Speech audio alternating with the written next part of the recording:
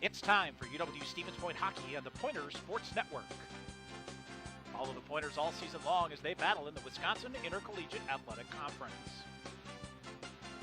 Pointers hockey on the Pointers Sports Network is brought to you by Marshfield Clinic Health System, Skyward, Century Insurance and Century World, U.S. Bank, Team Sherrill Companies, Subway, Papa John's, the National Guard, Grazzi's Italian Grill, Coca-Cola, BSN Sports, and Under Armour. Also by TDS Fiber, Sport Clips, the Stevens Point Brewery, and Dunkin' Donuts and Baskin-Robbins in Stevens Point. And good evening from KB Willett Arena in Stevens Point. Welcome to Pointers Hockey on the Pointers Sports Network. I'm Tom Weaver, delighted to have my partner back in action, Sean McMahon. Good to see you, my friend. Good to be seen. Good to be Absolutely. seen. The COVID bug has hit everybody hard, so glad everybody is healthy and happy, and that includes the Pointers, who had these games with Superior here, who the Pointers will face tonight, wiped out a weekend ago. A Herculean-like effort by the Pointers to get a split out of River Falls with a short bench 2 weeks ago, Sean, and just came back the Monday after, and the tests kept piling up, and was clear that we were going to have to postpone. So we'll go Superior tonight and a week from tonight here at Willett Arena. The Pointers will host Stout Friday and Saturday, and then, as we said, Superior the following Wednesday, and then close the regular season at Ashland against Northland, and then the makeup game against Hamlin. So it's going to be a busy home stretch here for the Pointers. Yes, really busy the next couple of weeks for the Pointers, and a lot to play for too. Yep. You look at the numbers and the way that things are shaping out in the country, and we talk about the big picture of things. If there is a chance for a WIAC team to get into the big tournament, these are the two teams in front of us. They have the best chance. There is a path for the Pointers. You and I have been debating back and forth the last couple of days about it, but it's exciting to see. This is going to be a heck of a hockey game. I clearly think that these two teams are the best teams in the WIAC this year. You talk about the Yellow Jackets. They have good feelings. They were in this building last March and beat the Pointers in the WIAC championship game. They know how to win in this building after Coach Rich McKenna had a hard road there for a while at KB Willett Arena. They got over that hump last spring. That they did. The path is similar for both these teams. It's just win. Just win, you got to baby. pile up the wins. Right now, we'll do some number crunching throughout the night. If we went today, chalk one conference tournaments, pairwise, etc., basically the Pointers would be the second team out of the tournament. Yep. So, got some help this afternoon out east with a couple of things coming around. That's a thing that's going to be in flux here over the next couple of weeks. You could say both these teams, Sean, the mission is you just got to stack up the wins and, see how it goes. What do we always talk about? Getting to 20 wins. That's the key. You get to 20 wins, you got as good a shot as anybody to get into the NCAA tournament. The other good news is you'll hear coming up from the Pointers, everybody at their disposal. Everybody's out of the COVID protocol. They've been beat up. Coach actually had some lineup decisions to make instead of it being forced by illness or injury. So a full deck here. Didn't have a full deck in November when the Pointers took on Superior then. Yellow Jackets took it to the Pointers at Westman Arena 3-0 back in November. It's been a long time since then. This will be a great matchup here tonight. Oh, absolutely. These two teams are completely different from what they were in November. I think this is going to be a great game. I wish it was a series because, man, it would be old-fashioned WIC, NCHA type weekend series. But we got one apiece, and there's really no reason for both these teams to leave anything out on the ice. Absolutely. Superior and Stevens Point coming up. It's a non-conference game technically because the postponement for whatever. Understand they're going to try to figure things out here this week. As going down the stretch, you'll know what it is. Who knows? Just play and win games. Just win. That's all it is. We'll take a break. When we come back, we'll hear from Pointers head coach Tyler Krieger. Stevens Point and Superior. More coming up on the Pointer Sports Network. Hey sports fans, if supportive teammates, a great culture, and an honest shot at advancement make for a win, then you'll be victorious when you join Skyward's award-winning team. You'll help put powerful data in the hands of school leaders who serve over 7 million students around the world. Innovation, collaboration, and fun are all a part of the Skyward culture. So what are you waiting for? Apply today at skyward.com/careers and join more than 275 Pointer alumni at Skyward. Continue their Pointer pregame show on the Pointer Sports Network. Tonight, Pointers back at it at KB Willett Arena. UW Superior comes into town as over the next 2 weeks we'll make up these games called off a week ago. We talk now with Pointers head coach Tyler Krieger, and Coach came out of a weekend out of Eau Claire, out of River Falls, and battled to get a split there. Obviously, at some point in time, things became apparent that Superior for the weekend were not in the cards. Just kind of walk us through Monday, Tuesday, what led to the postponement. Yeah, we played shorthanded late that week going into the River Falls weekend, and we got a lot of positives late, and we're missing, I think, 7 or 8 guys, including a goalie, going into the weekend. So those guys are out until mid to late week the next week, and then we come back from the weekend on Monday. Had a heck of a weekend with River Falls with the guys that were there. I think it was a lot of good experience for a lot of guys to play a lot of minutes that wouldn't have gotten otherwise. We battled through it and then came back Monday and had some more positives from the weekend from those guys who were missing. And then those guys that were positive Monday are out for the full week. So just not enough guys that are going to be back and have 2 full days of practice in order to get back into the protocol to be in time to play those games Friday, Saturday. So we tried to be ahead of it, knowing that they got a travel and schedule to do. We tried to get ahead of it and not wait until later in the week.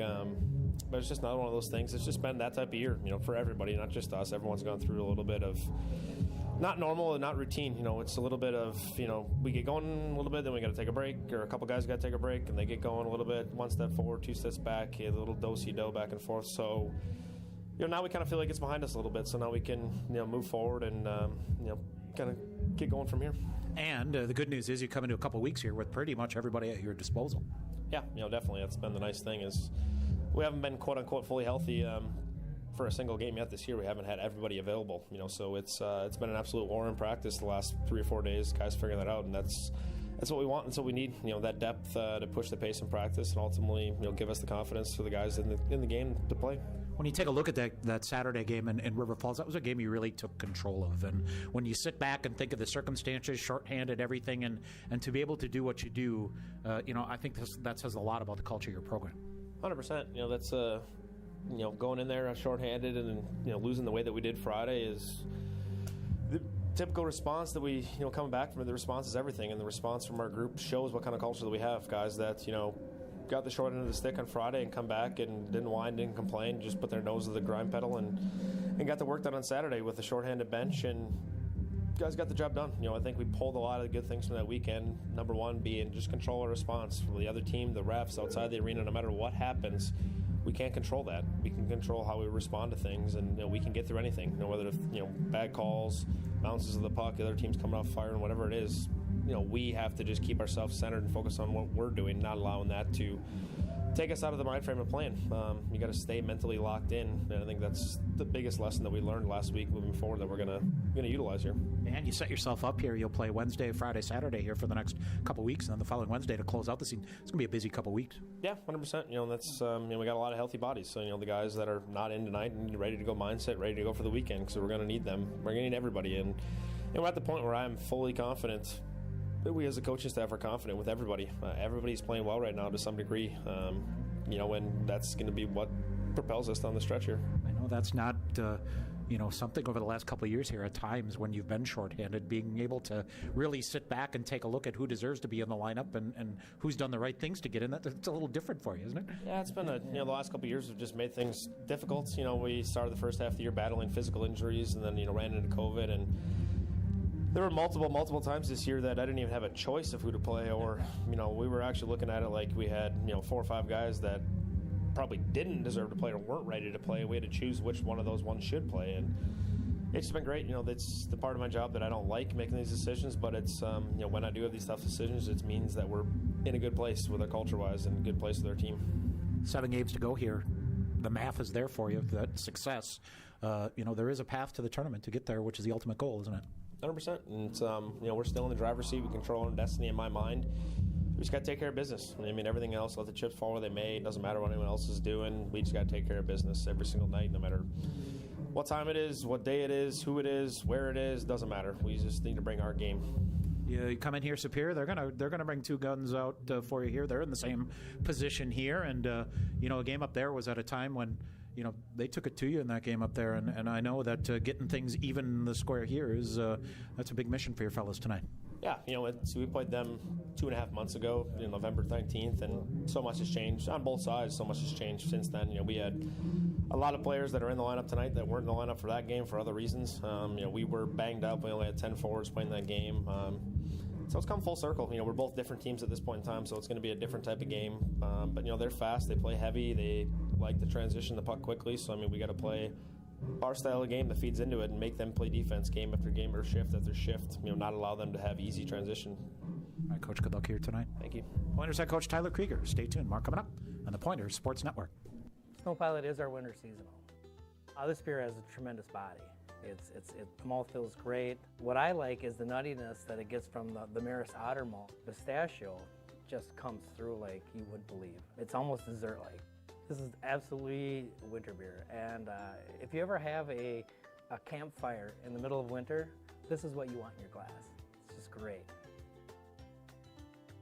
Warm up this winter with a Snow Pilot from Point Brewery. All right, back here at KB Willett Arena, Tom Weaver, Sean McMahon. Here's our starting lineups tonight. First of all, for the Yellow Jackets of Superior, the goaltender, Miles Hector, 6'1", 180, and a junior out of Lake Bluff, Illinois. 8-3-1 on the season, a 1.84 goals against average, and a save percentage of .934.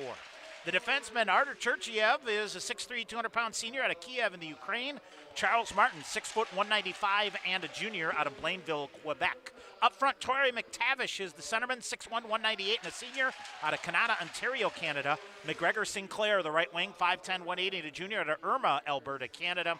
And the left wing is Levi Cudmore, 5'11", 185, and a senior out of Park River, North Dakota. Rich McKenna, in his 6th season at UW Superior, 62, 66, and 13. Yellow Jackets come in 12-5-2 overall, 5-3-1 in the WIAC.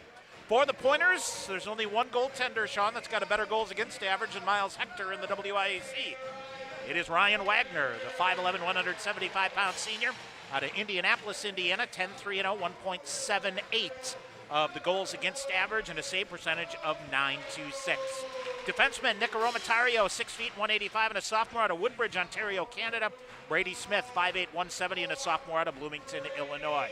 Up front, Carter Rue, the super senior, 5'8", 170, and a senior out of Champlin, Minnesota. The right wing, Cody Moline, 5'7", 165, and a sophomore out of North Branch, Minnesota. And Sean, we didn't get a chance to talk about it. Coming out of that River Falls weekend, Fletcher Anderson, the WIAC Player of the Week with 3 goals on the weekend for the 5'10", 180-pound freshman out of Thunder Bay, Ontario. Tyler Krieger, assisted by Brian Crom. Coach Krieger in his 5th season, 87, 22, and 10 overall. He is 14, 3, and 2 against UW Superior. That is how the Pointers will go here tonight, Sean.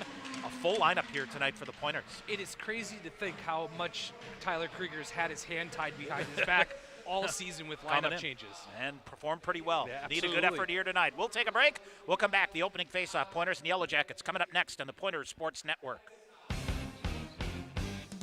Join the Pointers on Saturday for Military Appreciation Night when the Pointers take on UW Stout at KB Willett Arena. The Pointers are proud to be partnering with the United Heroes League, whose mission is to ensure children of military service members are offered opportunities to participate in sports. Kids can get in free by donating any youth hockey equipment.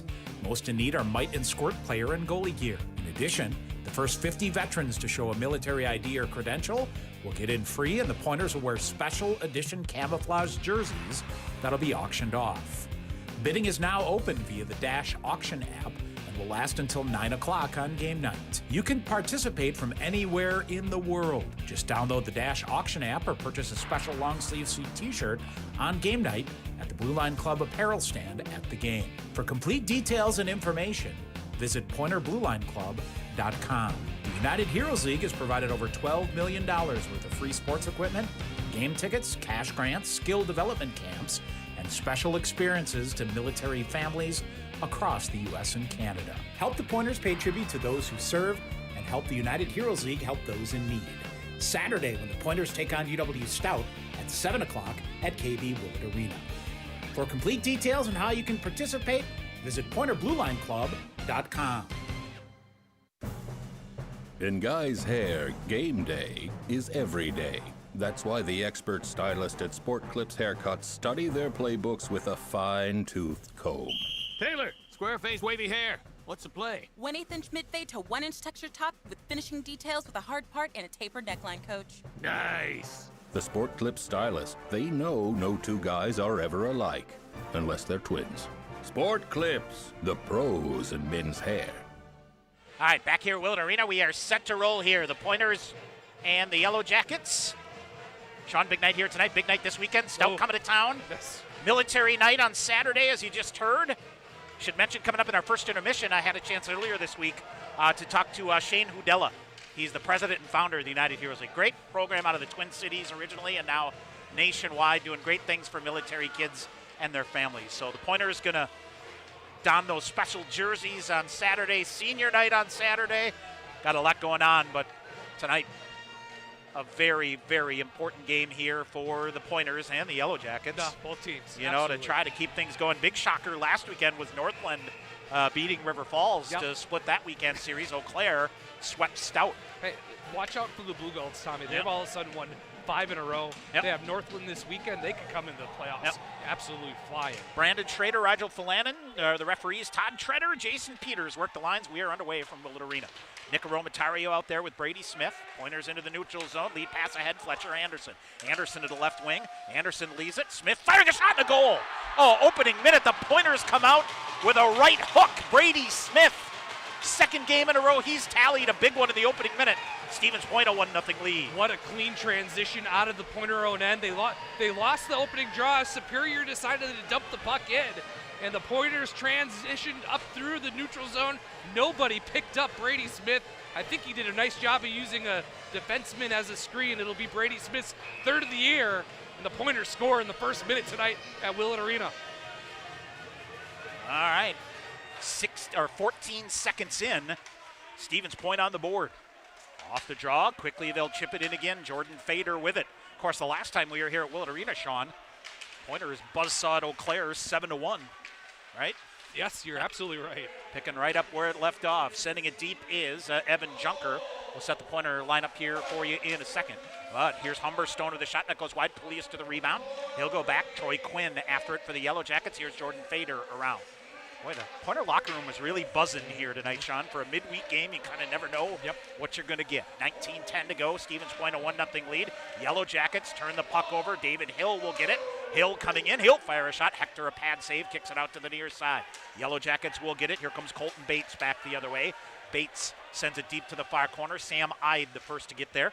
Pointer defensive 7. Aromatario Smith, Humberstone Junker, Mick Hennigan, Sam Ide, Connor Scahill dresses as the 7th D-man here tonight. Set the forwards for you here in a minute. Jake Tice back in the lineup here. Tice with it. And a long outlet pass. Watch out. Ooh, boy, deflected up and out of play, and that one buzzed the tower on somebody over there. I think everybody's all right.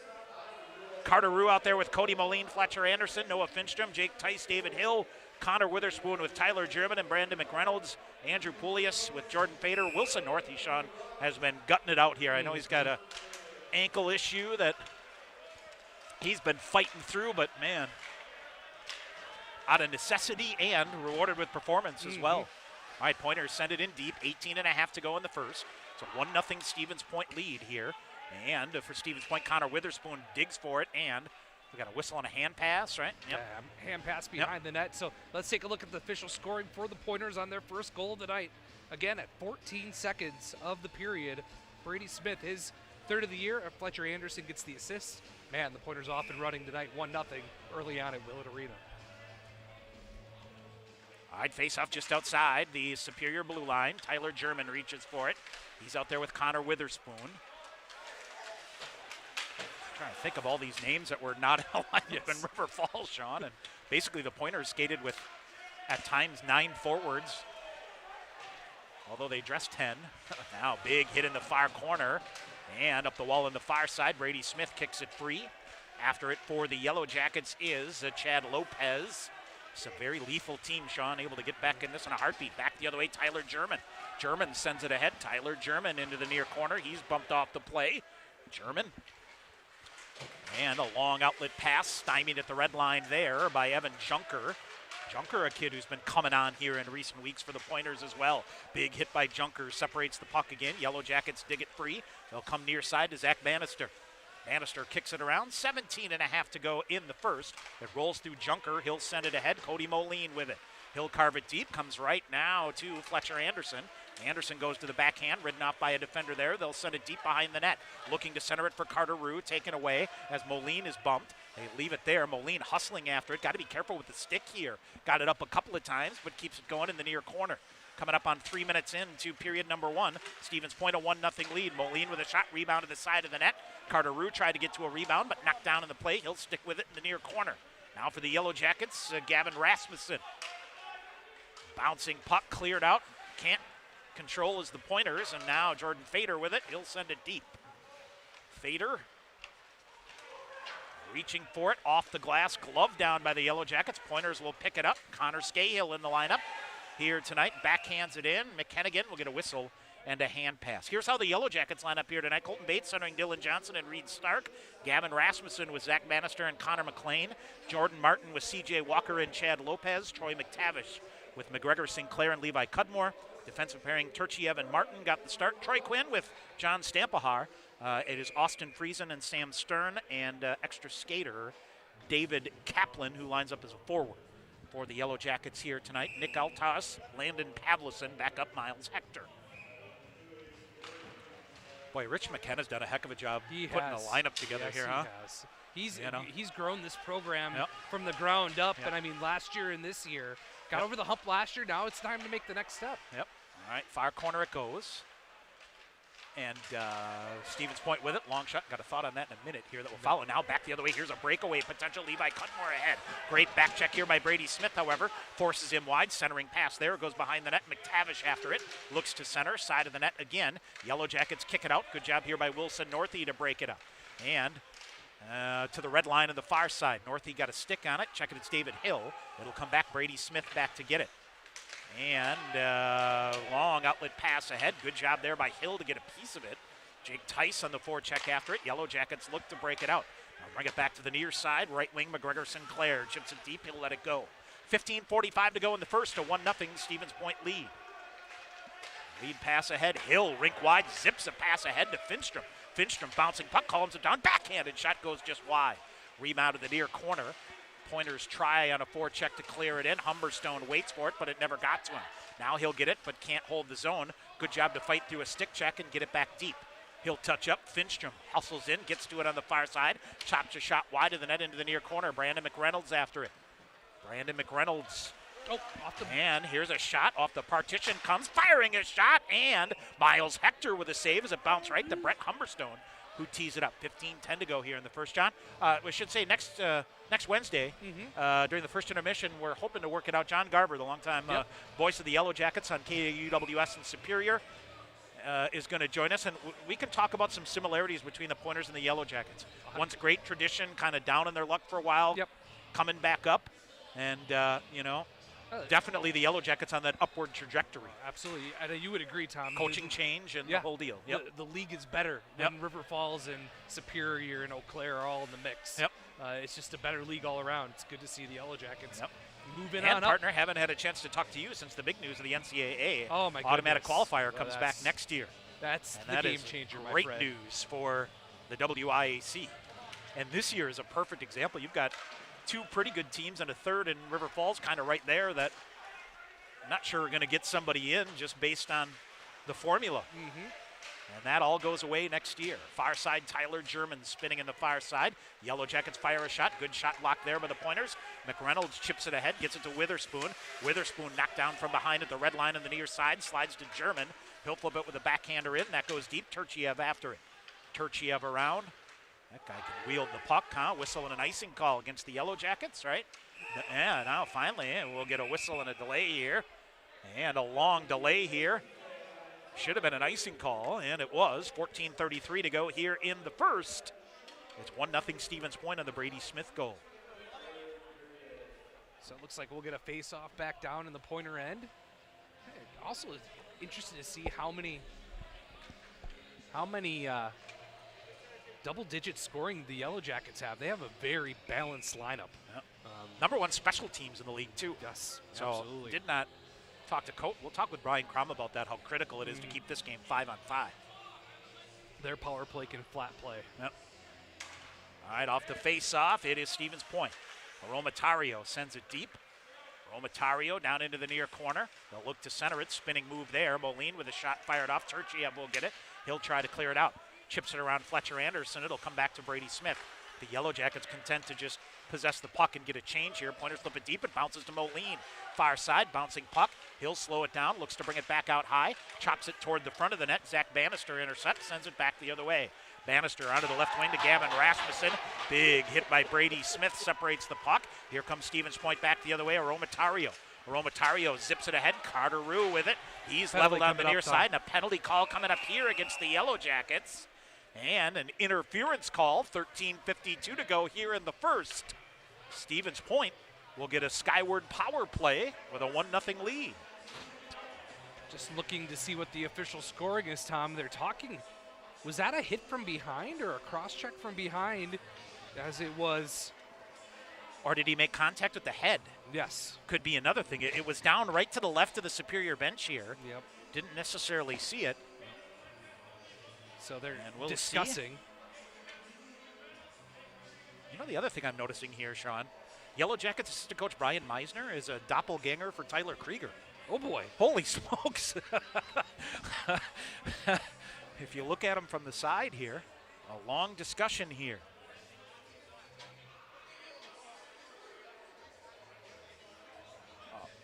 They give him a 5. And they give him a 5. Wow. John Stampahar, a 5 has gone up on the board. A 5 and a minor, too. So Stampahar, 13. So Gavin Rasmussen and a 5-on-3 power play for the Pointers. Oh, boy. Yeah. And trying to hear, we'll see what the call is here, Sean, but so in other words, there was the interference call to begin with and then something else. So it's Gavin Rasmussen that they have the 5 minutes on the board up for, and it's John Stampahar who's in the penalty box. I think that's... So Stampahar, the interference call initially. Right. And what's the other call? We'll find out here in a second, but it's going to be a 5-on-3 skyward power play for a full 2 minutes here, and you got an opportunity to blow the lid off this thing here. Early. 13:52 to go. Again, we'll wait in the period here for the official scoring. Right, Rich so McKenna, Rasmussen going off and trying to get the explanation here. For butt ending is the call, Sean. So it's a 5-minute major for butt ending and a game misconduct on Gavin Rasmussen.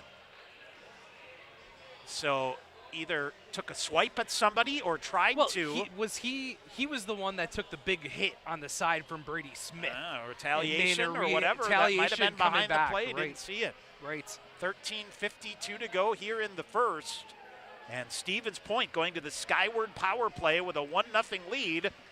And here's your opportunity. And the Yellow Jackets, best penalty kill in the league here. We'll run the numbers here just in a second. Off the draw, Pointers control. Brady Smith with it. Near side to Humberstone. He'll come in, out high to Smith. He'll wait. Fakes a shot, now comes. Witherspoon goes deep, trying to come back to the middle. Smith with it, far face-off circle. He'll go behind the net, trying to jam it in front. So butt ending, a major and a game misconduct for Gavin Rasmussen. So the Yellow Jackets will be shorthanded here. Out high, Smith. He'll fire a shot. Hector a save. Rebound is there, reaching for it. Witherspoon couldn't come up with it. Humberstone holds it in. They'll try to slide it back high to Smith, and he will get it and re-corral it. Pointers on the skyward power play, 5-on-3 for 1:25. Smith skates it across the blue line, comes near side. Humberstone, backdoor bouncing puck. Witherspoon, I think a great stick defensively there by Troy McTavish. Pointers jam it in front. Out high it comes to Smith. He'll wait, fire a shot, pad save made, rebound shot. What a save by Hector! And then he clears it, puck is in the net. But Hector made a couple of 10-bell saves to keep the Pointers off the board. Yeah, give him 3 big saves, Tom. On that last exchange, they had him down and out, rolling in his own crease, able to cover up the puck. Running the power play numbers for the Yellow Jackets. They have scored 18 power play goals on 76 chances, 23.7%. That's best in the WIAC and 14th overall in the country. Penalty kill numbers for the Pointers, 63 of 70, even 90%. I'm sorry, 58 of 68, 85.2%. That's second best in the WIAC and 19th best overall in the Now country. here's a quick clearing effort. Dylan Johnson after it, taken down in the play. Fletcher Anderson with a hit. And the Yellow Jackets looking around here, Sean. Pointers back with it here. Now it's Johnson again reaching for it, nothing doing, and it's Finstrom ahead to Fletcher Anderson. Anderson brings it in, carries it to Aromatario. He'll move to his forehand, the left-hander, feeds it near side, Fletcher Anderson. He'll go deep to Carter Rue. 35 remaining on the two-man advantage. Near side, Anderson waiting, firing a shot, that rattled through, and it's Carter Rue with it. Rue coming, he'll come between the circles, has it, leaves it for Anderson out high. This is tipped by the Yellow Jackets, and Aromatario back to get it, Johnson in tow, and it's Noah Finstrom with it. 18 seconds to go on the 5-on-3, 3:15 to go on the skyward power play for Stevens Point. Bouncing puck comes, Aromatario holds it, Yellow Jackets try to clear it out. Dylan Johnson one-on-one short-handed. Johnson will come, he'll fire a shot. Sean, that's the first shot on goal for the Yellow Jackets. Stevens Point now with it. They'll be 5-on-4 here for 3 minutes. Shots on goal were 6-0 until that shot there. 11:40 to go here. Pointers now up ahead. Here's Connor Witherspoon. He'll chip it ahead at center ice. Miscommunication by the Pointers. Short-handed again. Another chance ahead. Here's Troy McTavish. Wagner out to play it. He'll play it back, and it's gunned back the other way by Troy Quinn. Into the near corner. Smith reverses back. Sean, if there's one thing that may be the Achilles heel in this whole formula, it might be the power play. This unit's got to get going. Here's McReynolds coming in. Shot. Smith with a save. Or Smith with a shot. Hector with another save and smothers the rebound. Brady Smith read that play beautifully, coming through the neutral zone clean. Nice pass from Brandon McReynolds. All you missing there is the finish. Great save by Miles Hector. And the Pointers continue to have the 1-goal lead. 2:26 remaining on the 5-minute major. For the Pointers, gotta get this power play going. That is going to be the X factor here, moving down the next 2.5 weeks or so. It is off the face-off. Humberstone slides it to Aromatario. Aromatario resets near side Humberstone. Back out to the point again. Smith feeds it, coming in. Here's Witherspoon, toe drag, stolen away. Hopping puck comes to Humberstone in the near side. He'll flip it deep. 2:10 remaining in the power play. Fader after it. McReynolds digs it around. Humberstone back to corral it. Zips it off the far wall, and it's Witherspoon. He'll come in, little head fake, no shot. He'll slide it to Fader, out high to Smith. Smith accelerates along the blue line, feeds it back to Fader, chips it down low. Witherspoon didn't get all of it, and they'll switch places. And now they come out of the zone. This unit looks totally out of whack here, Sean. And now finally Jordan Fader will charge ahead. Whistle and an offsides, and this probably will bring the face-off all the way down to the other end with 1:43 to go here in the skyward power play. Pointers are going to catch a little bit of a break here, Tom, with the face-off being in the neutral zone instead of the intentional offsides call going back in to their own end. But you got 1:43 to get something set up. They've had a couple good opportunities, one on that 5-on-3, a good read on in transition, but it seems like once they get the puck set, the power play set up, things just stall out. There we go. Finstrom now drags it into the far corner. He'll hustle. Met there by Charles Martin. Comes to the side of the net. Yellow Jackets get it, but it gloved down by Fletcher Anderson out high. Anderson comes in, fakes, now dishes. Aromatario had the one-timer loaded, couldn't fire it. Now they'll go. Finstrom will get it. He'll fire a shot, stick to side by Hector. Right now, Miles Hector, their best penalty killer. Oh, absolutely, as the Yellow Jackets on an extended penalty kill here, but you can also tell why the Yellow Jackets have a penalty kill that's first in the WIAC and in top 15 in the country, as they are very, very sound with their large box formation and really kind of cutting everything off for the Pointers right now. Here's Aromatario, feeds it far side. He'll get it back. Aromatario comes straight ahead, lost the handle on it, fired, just missed the upper corner. Finstrom holds the rebound on. Yellow Jackets get a stick on it. Martin goes to the far corner for the Yellow Jackets. Jake Tice trying to get it. Turchiev slides it, but not out. Aromatario sends it back deep. Here's Fletcher Anderson.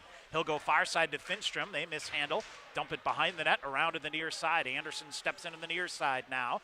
Fletcher Anderson getting some time on the power play here. Feeds it far side to Finstrom. He'll come back out to the point to Aromatario. Slides it near side. Bouncing puck there. 40 seconds remaining on the power play. And comes to the near corner. Anderson slides it back again. Yellow Jackets with it. And they'll send it the length of the ice.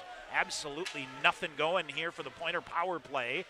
And this may be a boost for the Yellow Jackets here. Pointers come around. Aromatario through a stick check. Gets it ahead. Fader flips it ahead. Wilson Northeast spinning with it. Brings it in on the left wing. Feeds it back for Fader. Out high it goes. It is Hennigan. Cross ice. They'll come back through to the near side. An alert stick by the Yellow Jackets breaks that up. Hennigan will send it deep along the near boards. Dylan Johnson flying again. A lead pass off the stick, however, the skate, of McGregor Sinclair. Pointers will get it. Final seconds of the Skyward power play ticking off, and the Yellow Jackets have killed it off. Here comes Fader in. Fires a shot. Smothered. Rebound to Jordan and behind the net. He'll come to the near corner to Poulias. Near side they go. Pointers put a hit on, but can't come away with it. Northey after it. Forecheck on here by the Pointers. Poulias after it again. Bouncing puck there. Northey out high. Here's Scahill with a shot. Rebound loose. Backhanded shot by Fader. Fought aside. Cleared out by a defender in front of the net. Off the far boards and out. Scahill hustling after it. Sweeps it to the near side to Evan Junker. Junker waits for it. Feeds it ahead off the near wall. Miscommunication here. Whistle and icing call against the Pointers. 8:22 to go here in the first. It's 1-0 Stevens Point, but a huge missed opportunity for the Pointers. Yep, extended power play for the Pointers. And it can go both ways, right, Tom, on those 5-minute majors. Remember you talking about it a ton of times over the years.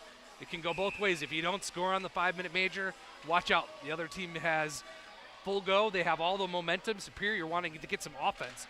They only have one shot on goal thus far. Off the face-off, shot in front. Wagner with a save. Rebound cleared back in. Just good positioning, Tommy, by the Yellow Jackets. C.J. Walker was able to box out the Pointer defenseman and get the rebound chance on Ryan Wagner. But Ryan, good job being square to the shooter, able to take away just the big part of the net. Shot it right into the Pointer dog. Got the save. All right, here is Tyler German hustling to send it in. Yellow Jackets hum it along here. Witherspoon on the near side waits for it. He'll try to come back out there with McReynolds. McReynolds out high. Humberstone with the shot. Tried to do a little give and go there with German to the side of the net. Couldn't redirect it. Now here's Junker. Takes a licking but keeps going. He'll activate and push it and comes popping out to the near corner. Yellow Jackets get there first. They'll come back, turnover. Here's McReynolds. He's 1-on-3. Shot fired, got through the glove of Hector and cleared aside by the Yellow Jacket defense. Near side, boy, a couple of near misses here by the Pointers, and alert defense here by the Yellow Jackets. They'll clear it back around. Pointers cycle with it. Here comes Brady Smith. Long outlet pass off the far boards. German sends it in for Carter Rue. He'll pick up the body to maintain possession, but the Yellow Jackets will carve it out there. Back the other way comes Superior. Romatario gets a piece of it. He'll clear it out. Gets it to Cody Moline. Ahead to Fletcher Anderson off the stick of Miles Hector. He'll play it around the glass, but not out. Yellow Jackets with it. Now they'll pick it up again. Smith reaching in there. Here's Moline around a defender. Held up. Fletcher Anderson will get it. Firing a shot. That's fought off by Miles Hector. Right in front of the net. Sliding through again. Carter Rue a stick on it. Couldn't get the rebound. Near side. Here's Fletcher Anderson with it. Anderson up high. Around to the near corner. And sent down the length of the ice here, but off a body, so the Yellow Jackets will go on the forecheck here, and they will carve it around. Up ahead, it's cleared back toward the middle, and it comes to Carter Rue on the near side. Carter Rue ahead here tonight for the Pointers. Career game number 113. Now squirts right out in front of the net. Wagner never saw it, and very lucky, Sean, that didn't ricochet into the net. Now the Yellow Jackets come 2-on-1 back the other way. Diving effort, chop wide there. Good effort there. That's Brady Smith down on to clear that one aside. Yellow Jackets now with some pressure through traffic. Hit a body in front and cleared off the wall on the near side. And a big thump in the far corner. Into the near corner. Cleared out, rolling puck off the Yellow Jacket bench. Here is Sam Stern.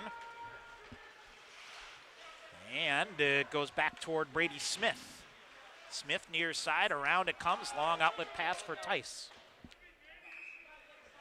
5:45 to go. Whistle and an icing call against the Pointers. Yeah, we'll take a look at some other games. We've got a couple Wednesday games out here in the West. Saints Scholastica is at Northland College. The Saints lead 1-0 in Ashland. Also in the NCHA, MSOE and Marion going at it in Fond du Lac. And get you a score update here just in a second, Tommy. Marion, a bit of a surprise that they're where they're at in the standings. Yes. And bouncing puck coming. Things starting to sort themselves out in the NCHA. Yes. As Trine found out over the weekend. All right, now here's the Yellow Jackets' potential 2-on-1. Sam Ide covering ground nicely. Centering pass in front, shot pushed in. Wagner with an alert save there. He's made a couple of in-close saves here, Sean. Not easy. Behind the net, a four-man scrum. Yellow Jackets clear it to the near corner. Really nice job by the Yellow Jackets to keep it going. This is Troy McTavish with it. Big hit behind the net. Cleared up to the far side. Superior with it. They'll come. One-time shot. Shot blocked there and cleared out. Good job there by David Hill to block the shot. Yellow Jackets pull it back. They'll get it deep. Wagner in to cut it off.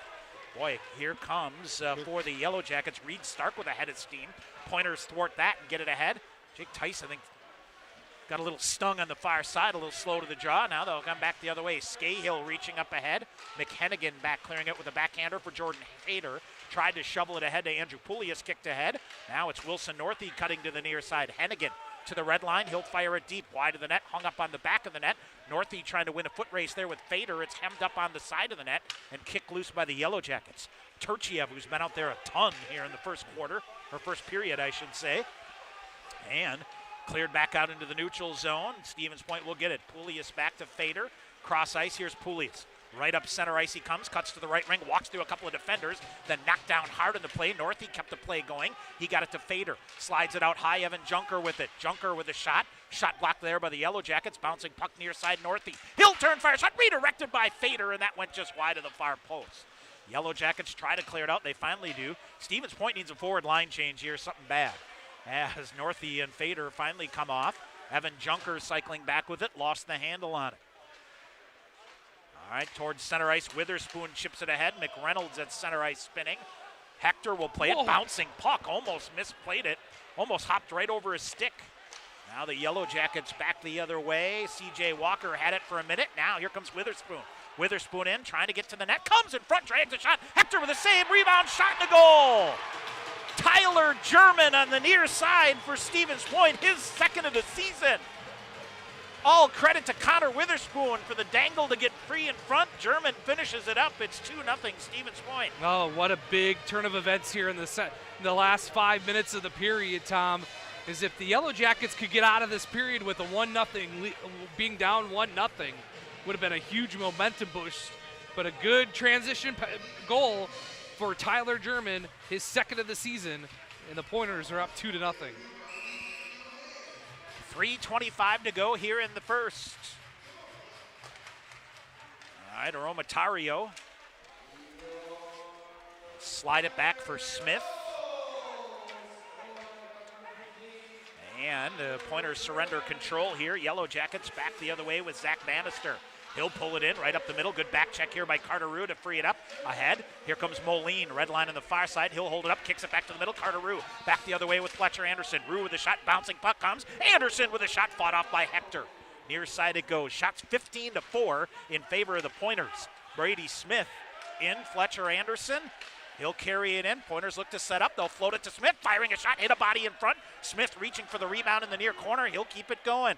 Smith looks to come out high, instead goes low, ate up Carter Rue. He'll reach for it. Now turning, firing a shot. Headhunter there, Miles Hector. Fought that one off. Here's Aromatario with it again. He'll bounce it around behind the net. David Hill kicks it free. Hill tied up by a defender. Yellow Jackets cut it off. Tice coming in there to try to get it. Had it for a minute. Yellow Jackets with it ahead. They'll deflect it. It'll go up and out of play, and we'll get a whistle. 2:21 to go here in the first. Love the finish in the period here for the Pointers. They've kicked it up a notch here after scoring their second goal of the night. Tyler German, again, his second of the year at 16:35. Connor Witherspoon gets the lone assist to give the Pointers a 2-0 lead. And 2 transition goals for the Pointers. It's kind of sticking the Yellow Jackets game right in their face the way they've scored goals tonight. All right, here's Sam Ide with it. Long range shot blocked aside by Miles Hector. Well, he's made some big saves here tonight, too. Now here's Hill firing a shot. That wires and gets the glass. Ide with it, far corner to Finstrom. He'll let it go. Turchiev the first to get there for the Yellow Jackets. Tice pokes it ahead. Finstrom got a body on it again. Noah Finstrom bodies it with Tice on the far corner. Turchiev back to get it again as they wheel for it there. Turnover, Tice leaves it out high. Ide chops it near side to Hennigan. Rolls over his stick, so he'll just fire it deep back behind the net for Tice. Tice goes to the far corner, trying to shove it up the far boards. Has a defender, Charles Martin, picks him up nicely. Ide holds it. He'll send it back in deep. Yellow Jackets wanted an offsides. Tice tied up here, taking a couple shots up high as they jaw at each other here. Tice now back out to touch up. Far side it goes. Humberstone back in. 90 seconds to go in the first period. Stevens Point a 2-0 lead. Nick Humberstone with it. Brett Humberstone, excuse me. Near side. Boy, it feels like we've been away from the rink forever. It does. Well, you got to be even worse. Yeah, it's bad. Now here's the Yellow Jackets trying to counter. They'll fire a shot wide to the far corner. Northey plays the Zamboni door bounce well, but the Yellow Jackets jam it off there, and it's John Stampahar that brings it in. Stampahar around, Scahill with it up the near side. Glove down, turnover. Reed Stark coming in. Stark dangling with it. Fights through checks, firing a shot, hit a body in front. That is Brett Humberstone. Humberstone charging ahead. This may be a 3-on-2 for the Pointers. Near side Fader trying to fire a shot. Humberstone to the rebound. Tried to kick it back in front for Northey. Yellow Jackets poke that aside, and it's Connor Witherspoon to play. 40 seconds to go here in the first period. Around to the far corner. Troy Quinn for the Yellow Jackets. He'll pull back, lifts it up high. Bouncing puck coming. Humberstone, watch out here. Bouncing puck does a good job to get just enough it off the far board. Sends it to Brandon McReynolds. A little too far for him. Tyler German with it for Stevens Point. Aromatario, long outlet pass ahead. That's intercepted. McGregor Sinclair makes life difficult for the Pointers and dumps it in. Wagner slides it to the far corner. Brady Smith. Smith around. He'll put the brakes on behind the net. 10 seconds to go in the period. He will hold it up in Stevens Point. Sean, an impressive opening 20 minutes here after a week off. They score in the first minute. Tally again. They carry a 2-0 lead after 20 minutes here in Willett Arena. Man, you outshoot the Yellow Jackets 17-4 or so as the live stats will update itself. But man, what a good opening 5 minutes and a great ending 5 minutes. If you're the Yellow Jackets, you hate to give up that goal at 16:45 to give them a 2-goal lead because you killed off 7 minutes in penalty time, and then you could go into the locker room down 1-0. You feel pretty good about yourselves, but the Pointers able to tally twice and take a commanding lead here. And if they come, you come out and have guys not in the lineup, a little under the weather and back and forth, you kind of never know what you're going to get. And a very nice opening 20 minutes here for the Pointers as we're joined here by Pointers assistant coach Brian Crum. And coach, you're kind of going back and forth here, not knowing who's going to be in the lineup the last couple of weeks here to get everybody back here. A very nice start for your fellas here tonight.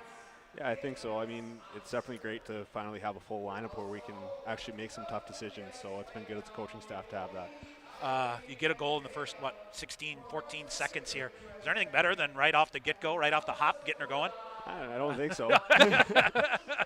And let's talk the other thing, a really strong final 5 minutes there to get another one and really got your game going in that last 5 minutes. Yeah, I think so. I mean, still got to clean up our neutral zone a little bit. I mean, kind of throwing pucks away at certain times, but a little bit back and forth. But, yeah, I think we were pretty solid for most of that period, yeah. And he took away the transition game of the Yellow Jackets pretty much.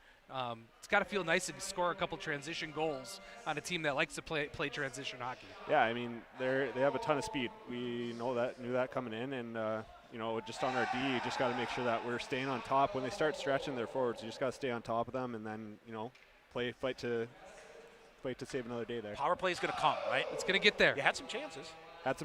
Yeah.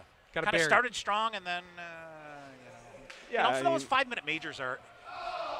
I often feel I'm like, would you rather? What would you rather? There's a lot of pressure both ways on that, isn't there? Yeah, I know something that we're starting to try and work on now more. Earlier in the year we were more worried about our 5-on-5 play, but definitely now special teams, especially coming down the stretch, is going to be huge. So. 40 minutes here, 5-on-5 is where you want to keep this game, right? Yeah, absolutely. Absolutely. Thanks, Coach. Appreciate it. All right, Pointers assistant coach Brian Crum. Stevens Point a 1-0 lead after one period. We got a lot coming up in the intermission here. We'll get you a recap here. Plus, you'll hear from Shane Hudella coming up from the United Heroes League, who the Pointers are partnering with on Saturday for the Military Appreciation Night. So we'll take a break, come back with the first period recap. Stevens Point leading Superior 2-0. This is Pointer Hockey on the Pointers Sports Network. Tire and service. Get your car done right. I'm going to rip. Big town savings with a small town smile. State of the art, good your service keeps you going mile after mile. We're working to earn your trust. You can count on us. Sherrill Tire and Service. Get your car done right. UWSP Athletics would like to thank Century World, a valued sponsor of Pointers Athletics.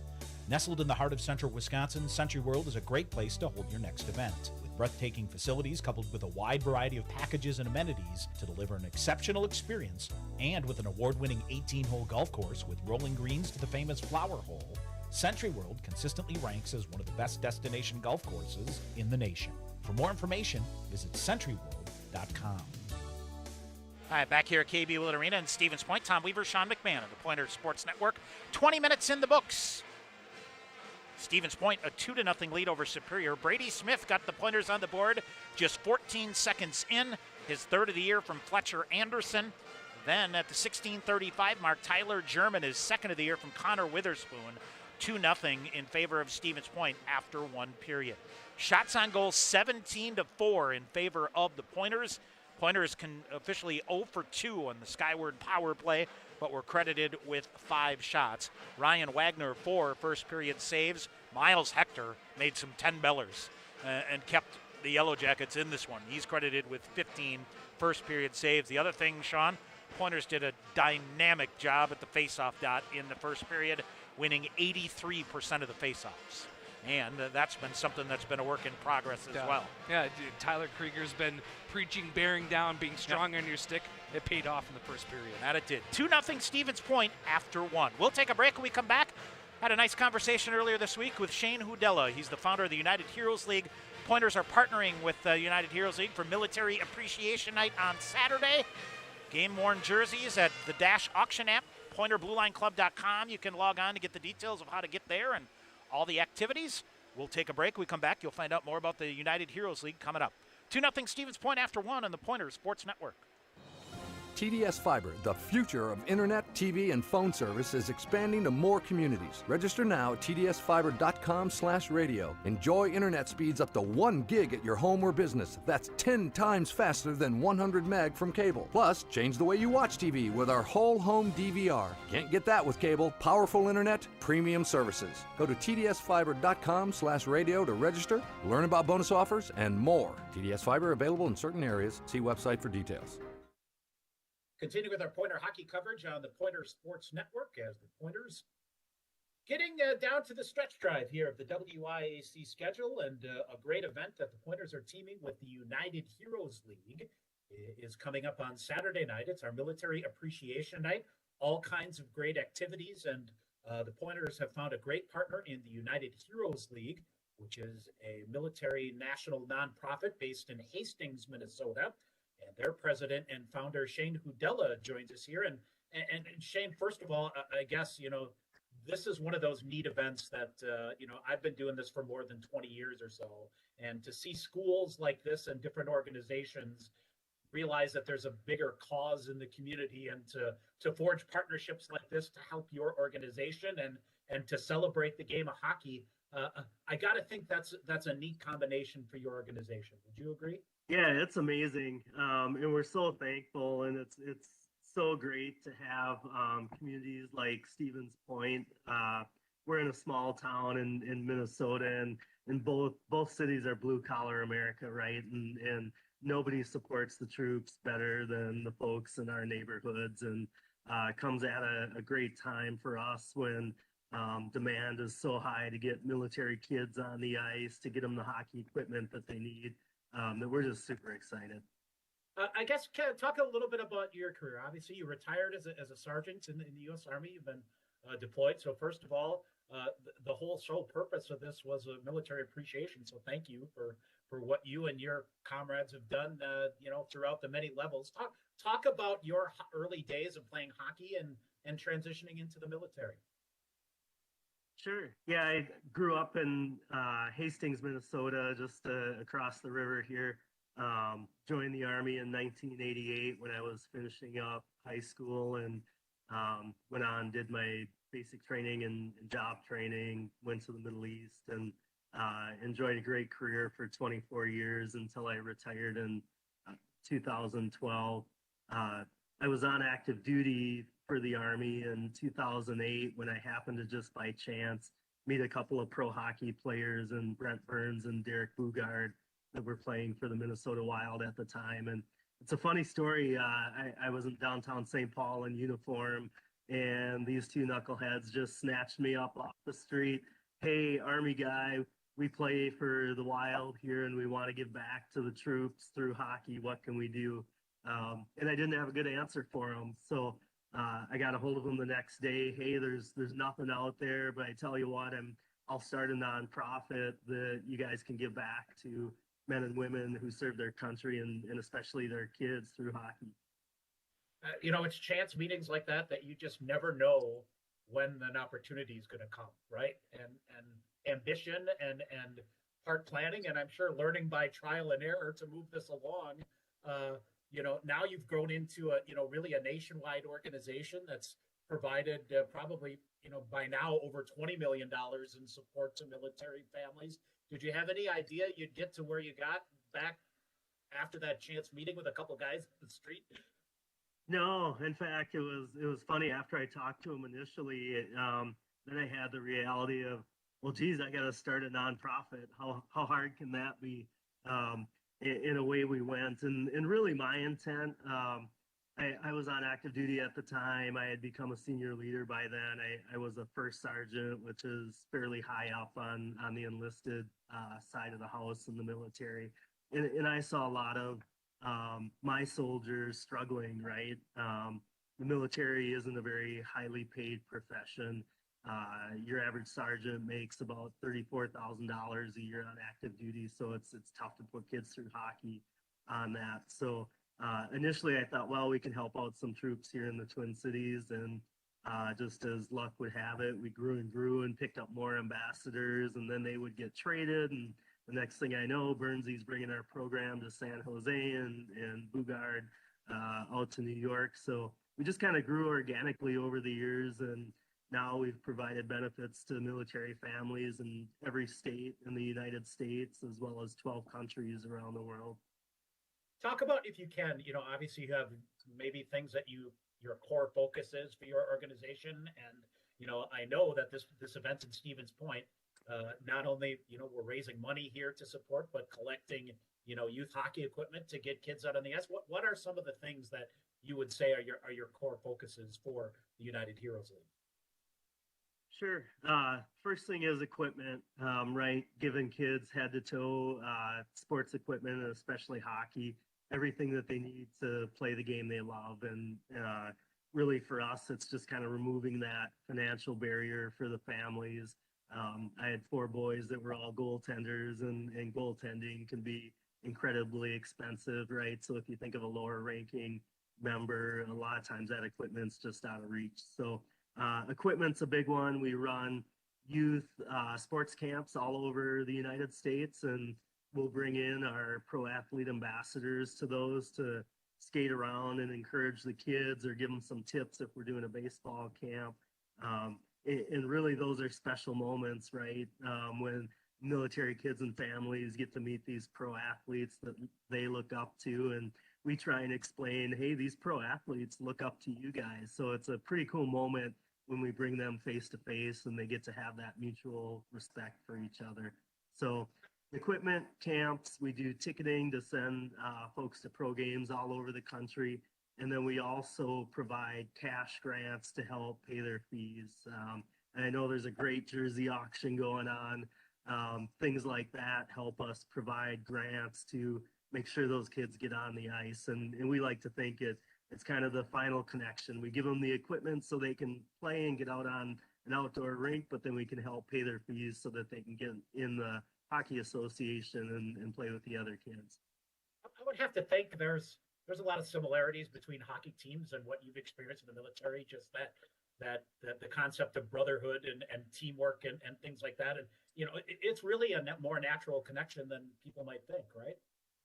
Yeah, it really is. And we've had lengthy talks about that with the military folks as well as the athletes. And usually once or twice a year, we'll grab a group of the pro athletes and take them out to train with the military for a day or to go visit troops in the field. And those conversations always come up about how much you have to depend on the person on your right and left and trust them and have that tight-knit group where words like camaraderie and loyalty and things like that are words that you live by, whether it's on the battlefield or on the ice rink. Well, I know this is a first-time event for Stevens Point, but I know we're certainly excited about it. UnitedHeroesLeague.org, I know, is your website, which is a great resource if people are curious about what they're doing or how they can further help. But obviously this weekend by bidding on a jersey locally or carving out or saying thank you to the vets from the VFW that are going to be there and things like that, all this is shaping to be. And I would have to think that being able to connect with communities like this where you haven't been before, with a storied program like Stevens Point, all to help the cause is, I think I coined it best by saying thank you to those who serve and help people in need is a great combination. Yeah, we're so excited and really want to give a shout out to Melissa Wagner, one of the moms of one of the students on the team. She's worked her butt off for this. So a big thanks to her. We'll have a booth there. We've got our one of our local volunteers that's going to work the booth. He's a Coast Guardsman. So stop by and grab a brochure. And to all the veterans out there, make sure you go to our site. It's super easy. You can go on, order equipment for you as an adult service member or your kids. We'll ship it right to their door for free. And we have a lot of other programs too, peripheral things. We launched archery for military kids this year. We've got a Wisconsin fishing event coming up where we're going to take some local kids and their parents out fishing for a day with some of our pro sports celebrities. So lots going on here, and really appreciate the Pointers and the community coming together to help us help a few more families in the area. All right. Well, Shane, thank you so much for your time. Thank you for your service and what your group does. Again, it's UnitedHeroesLeague.org for more information. And we look forward to a great weekend at KB Willett Arena with hopefully a couple of wins and some great support for your organization. Thank you. Awesome. Thanks so much for having me on. All right. That is Shane Hudella, the president and founder of the United Heroes League. Stay tuned. More coming up on the Pointers Sports Network. Pointers would like to thank U.S. Bank, the official banking partner of UW Stevens Point. Visit their location inside the Dreyfus University Center for all your banking needs, Monday through Friday from 9 a.m. to 5 p.m. with a 24/7 ATM available. UWSP students, you can link your student ID with a U.S. Bank checking account to use at any ATM and to make PIN debit purchases. U.S. Bank, the official banking partner of UW Stevens Point. All right, back here at KB Willett Arena, we are underway in period number 2. And right off the face-off, Yellow Jackets dump at the link to the ice. Ryan Wagner will cover it up. 17-4, the shots on goal in favor of the Pointers. Sean, this might be the most important 5 minutes of the hockey game coming up here. Stevens Point going to try to maintain things. The Yellow Jackets going to try to scrap back into this one. And clearly, this is the Yellow Jackets' best period of the year. They're outscoring their opponents 22-9 in the second period. All right, Yellow Jackets cycle the puck here. Charles Martin coming around to the near corner. He'll dump it. And, boy, Pointers puck possession in the first period now. They'll jam at it. Side of the net, fought off by Wagner. Goes to the far side. Colton Bates. Cross ice pass. Turchiev fires a shot. Shot blocked there by the Pointers. They'll try to clear it up the near boards, but they can't. Brady Smith will get to it. He's bodied up in the near corner. Opening minute of play here in the second period. Stevens Point at 2-0 lead over Superior. Turchiev again wheels it. Cross ice for Martin. Martin a shot. That goes wide, and the Yellow Jackets putting some pressure on here. Cody Moline after it here for Stevens Point, as he'll try to keep it going, but it's the Yellow Jackets again with possession. And Fletcher Anderson still after it. Now here's Aromatario coming into a minute on this shift here, and the Yellow Jackets still hemming the Pointers in, but not much to show for it. Now Smith will have to activate. He'll chip back to Carter Rue. Rue coming back around to the near side off the glass. Pointers will bang it out. And they will go after it here on the near side. It is Moline after it. Rink-wide pass here by the Yellow Jackets, C.J. Walker. Walker walks in, fires a shot. Pad save made by Wagner. Rebound to the near side to Chad Lopez. Lopez looks to send it in. Does. Ryan Wagner will scoop that one up and hang it on. 18:34 to go. I want to thank Shane Hudella from the United Heroes League for joining us. Also need to give big props to Ryan Wagner's mom, Melissa. I know she's done a ton of work on Saturday's effort as well. And what should be a good night Saturday. And have you seen these jerseys other than the photos yet? I've just seen the photos. I have not seen them in person. We'll see. But you'll like them. I know that. That's what I like. The last time we did a theme night, we couldn't read them. Nope. A mental health night, right? Yes. Oh, man. It was a good tough cause, goal. thank goodness. Yes. 18:20 to go. Rink-wide pass here. Jordan Fader will get it for Stevens Point. Chipped ahead by Poulias. He'll send it deep. Poulias, Troy Quinn will step in around him to the near side. Junker keeps it in front of him. Slides it out. Here's Brett Humberstone. Humberstone back to play it. Near side, coming up far side. And off the near wall they go. And slide down the near side. Evan Junker giving a rough ride, but did a good job to steer the puck back behind the net. Connor McLean looks to center it. Far side, Humberstone. And he's bodied up. A penalty call coming up here against Connor McLean. And the Yellow Jackets will touch it up here. And let's see what we're going to get here. This is a Humberstone from behind, a hard hit. This is a how many situation Connor again. McLean. I think it's going to just be 2. Yeah, cross-checking. Yeah, cross-checking. So Stevens Point here with a chance on the skyward power play for the third time here tonight. Had an extended 5-on-3 that, boy, they had some chances and then fizzled toward the end. Sean, that's a question. You think if the 5 before doesn't happen, they may rethink that call? I don't know. Yeah, that's a tough call. And we did not see it either. Yeah. The big hit below us. Yeah. One of the only spots we can't see up here. It was away, a tough hit. Off the near side, Pointers with it. Skyward power play, third time here of the night. All right, Jordan Fader looks to dig it out, gets it out high to Brady Smith. Smith accelerates along the blue line. He'll fire a shot. Redirected rebound, shot in the goal. Rebound to the far side. It is, I believe, it's Brett Humberstone waiting for the rebound to the far side. All right. I believe it's Brandon McReynolds. Or Brandon McReynolds, down low, either Tom. one. Nonetheless, it's a skyward power play goal for the Pointers. If it's McReynolds, his 7th of the year.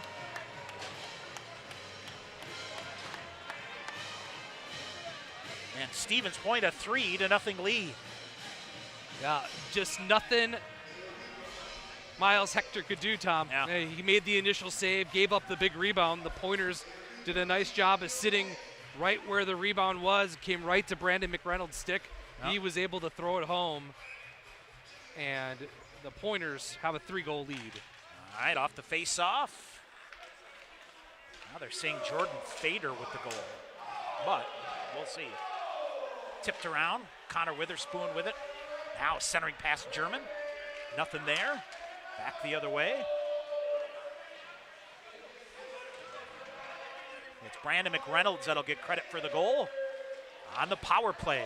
Well, needed it now. Chips off the stick. Miles Hector behind the net. Chipped away. Turnover. Witherspoon fanned on it. Would have had an open net to send it in. Smith sends it deep to Witherspoon behind the net. Uses the net as a shield. He'll get to it on the far side.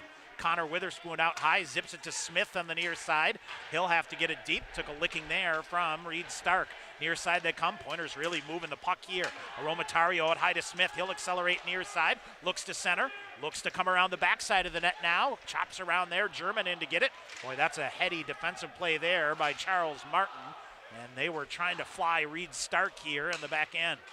Here's Aromatario. Chips it in the far side. 16:20 to go here in the third period. McReynolds from Fader on the skyward power play. Stevens Point up 3-0. Here's C.J. Walker in to Turchiev back on the near side. What do we have? Too many men against the Pointers? Yep, too many men on the Pointers. So bench minor to Point here. Bad change, long change here in the second period. We like to talk about the linesman Todd Treader talking to the officials. Yep. Too many men on the ice, bench minor, so let's run the power play numbers for UW Superior. They're good. They've scored 18 power play goals on 76 chances, 23.7%. It's first in the WIAC and 14th overall in the country. Penalty kill numbers for the Pointers. All right, so Noah Finstrom will serve the time here for the penalties. Yep. So I'm telling you, Sean. 58-68. Have you looked at the Superior bench? I have not. Brian Meisner. Yes. Right now, especially because he's on this side. Oh, you know. Oh, boy. Oh, boy. So, well, you know, everybody has a doppelganger in the world, Oh, right? God. Isn't that what they say? Yeah, they do. All right, big power play here for the Yellow Jackets. Down 3, 16:05 to go. Finstrom will serve. Pointers clear it off and down the length of the ice. Jordan Fader hustling to the forecheck. He'll gain control of the puck. Now it's Wilson Northey chipping it deep. Runs right into a defender, keeps it going, moving his feet. Wilson Northey behind, puts the brakes on, tries to center it. Northey again, got a man wide open. Fader shot to goal! Pointers dominate on the forecheck. It's a short-handed goal. 4-0 Stevens Point. That will be the nation's leading 9th shorthanded goal of the season for Jordan Fader. And you wish you could give a goal to Wilson Northey because he did all the hard work. Found Jordan Fader all alone. That will send Miles Hector to the dressing room. We'll have a goaltender change, and it's all Stevens Point here at Willett Arena. Landon Pavlison will come on. I tell you what, Sean, you can't blame Miles Hector. No. Nope. Holy There's just smokes. nobody in front of him. And Jordan he Fader. made some 10 bellers to keep him within striking distance. Pointer's shorthanded goal, Jordan Fader. Big hit by Carter Rue. And Stevens Point, a 4-0 lead. Troy Quinn ahead. Now on the near side to Evan Junker. Junker, he'll play it into the near corner. Carter Rue with a big hit. What are we going to get here? Penalty call coming up here. Is this going to be Carter Rue? Yes, absolutely it is. Yep. Interference call? Correct. Or something. So, or not. Nope, it's going to be Brett Humberstone. So, a holding call. So Brett Humberstone goes off for holding, Sean. And it'll be a 5-on-3. Boy, the last thing you want to do here against one of the better power play units in the country. They got a 5-on-3 advantage here for 1:12. Humberstone off for holding, but Sam Ide, a good body there to keep it going. Yellow Jackets pull it along on the near side. It is Troy Quinn with it. He'll swap places. They'll come down to the near corner. Connor McLean. McLean cycling back, 5-on-3 power play for the Yellow Jackets. Northey out there along with Fader and Sam Ide. Now a hammered shot there, hit a body in front, rebound swept that. Pad save made by Wagner, trickles in front, Pointers try to jam it out. Another shot, oh, they miss wide, might have caught the fire outside post. 40 seconds remaining on the 5-on-3. Yellow Jackets reset here, Troy Quinn. Quinn out high, feeds it, far side into the face-off circle. Come back around to Stark, poked away. Wilson Northey again shorthanded. He'll chip away. Here comes Jordan Fader, 2-on-1. Northey coming in, out of gas, now slides it in. Pavlison a save. Oh. He'll reach out and cover it up, and Wilson Northey just simply had to do all he could, strength to keep it going. Hey, Tommy, that's actually a really heady play because you know you're out of gas, and if they turn the puck over to the forward groups of UW Superior, it's an odd man rush. 1-on-5 coming back. Nice job for Northey to force the cover up and the stoppage in play. All right, Brandon McReynolds with it now. Reaches out high. Pointers will race for it. Aromatario off the glass holds it in. Dumped in again. Here's McReynolds. Onto the near side. Brandon McReynolds. Now maybe a 2-on-1 for the Yellow Jackets. Back the other way, Cudmore. He'll come in. Diving effort there by Aromatario. He's flat on the ice. He cleared it out behind the net. Now one person comes back. Finstrom back out. Scahill will hustle out for Stevens Point. 5-on-4 advantage. Scahill sets up in front of the net. Sam Stern feeds it on the far side to Austin Friesen. Friesen with it out high. Comes through. Friesen fishes, far side, save made by Wagner, rebound shot, another save made by Wagner. Scahill holds the rebound to the far corner, and then it is stick tied up by Cudmore, and the Yellow Jackets squirrel it around to the near side. Sam Stern holds it into the point of the near side, 20 seconds remaining in the Yellow Jacket power play. Yellow Jackets dance free to the middle, it comes jamming for it. Aromatario with a backhander up into the roof, but you'll take the whistle here. 13 seconds remaining in the Yellow Jacket power play. Long change and out of gas penalty killers for the Pointers. They'll take that any day as the puck goes up into the roof. They'll get a defensive zone face-off and 13 seconds remaining in the power play for the Yellow Jackets. Let's go over the scoring at first at 2:35. It was Brandon McReynolds, his 7th of the year. Jordan Fader gets the assist to make it 3-0.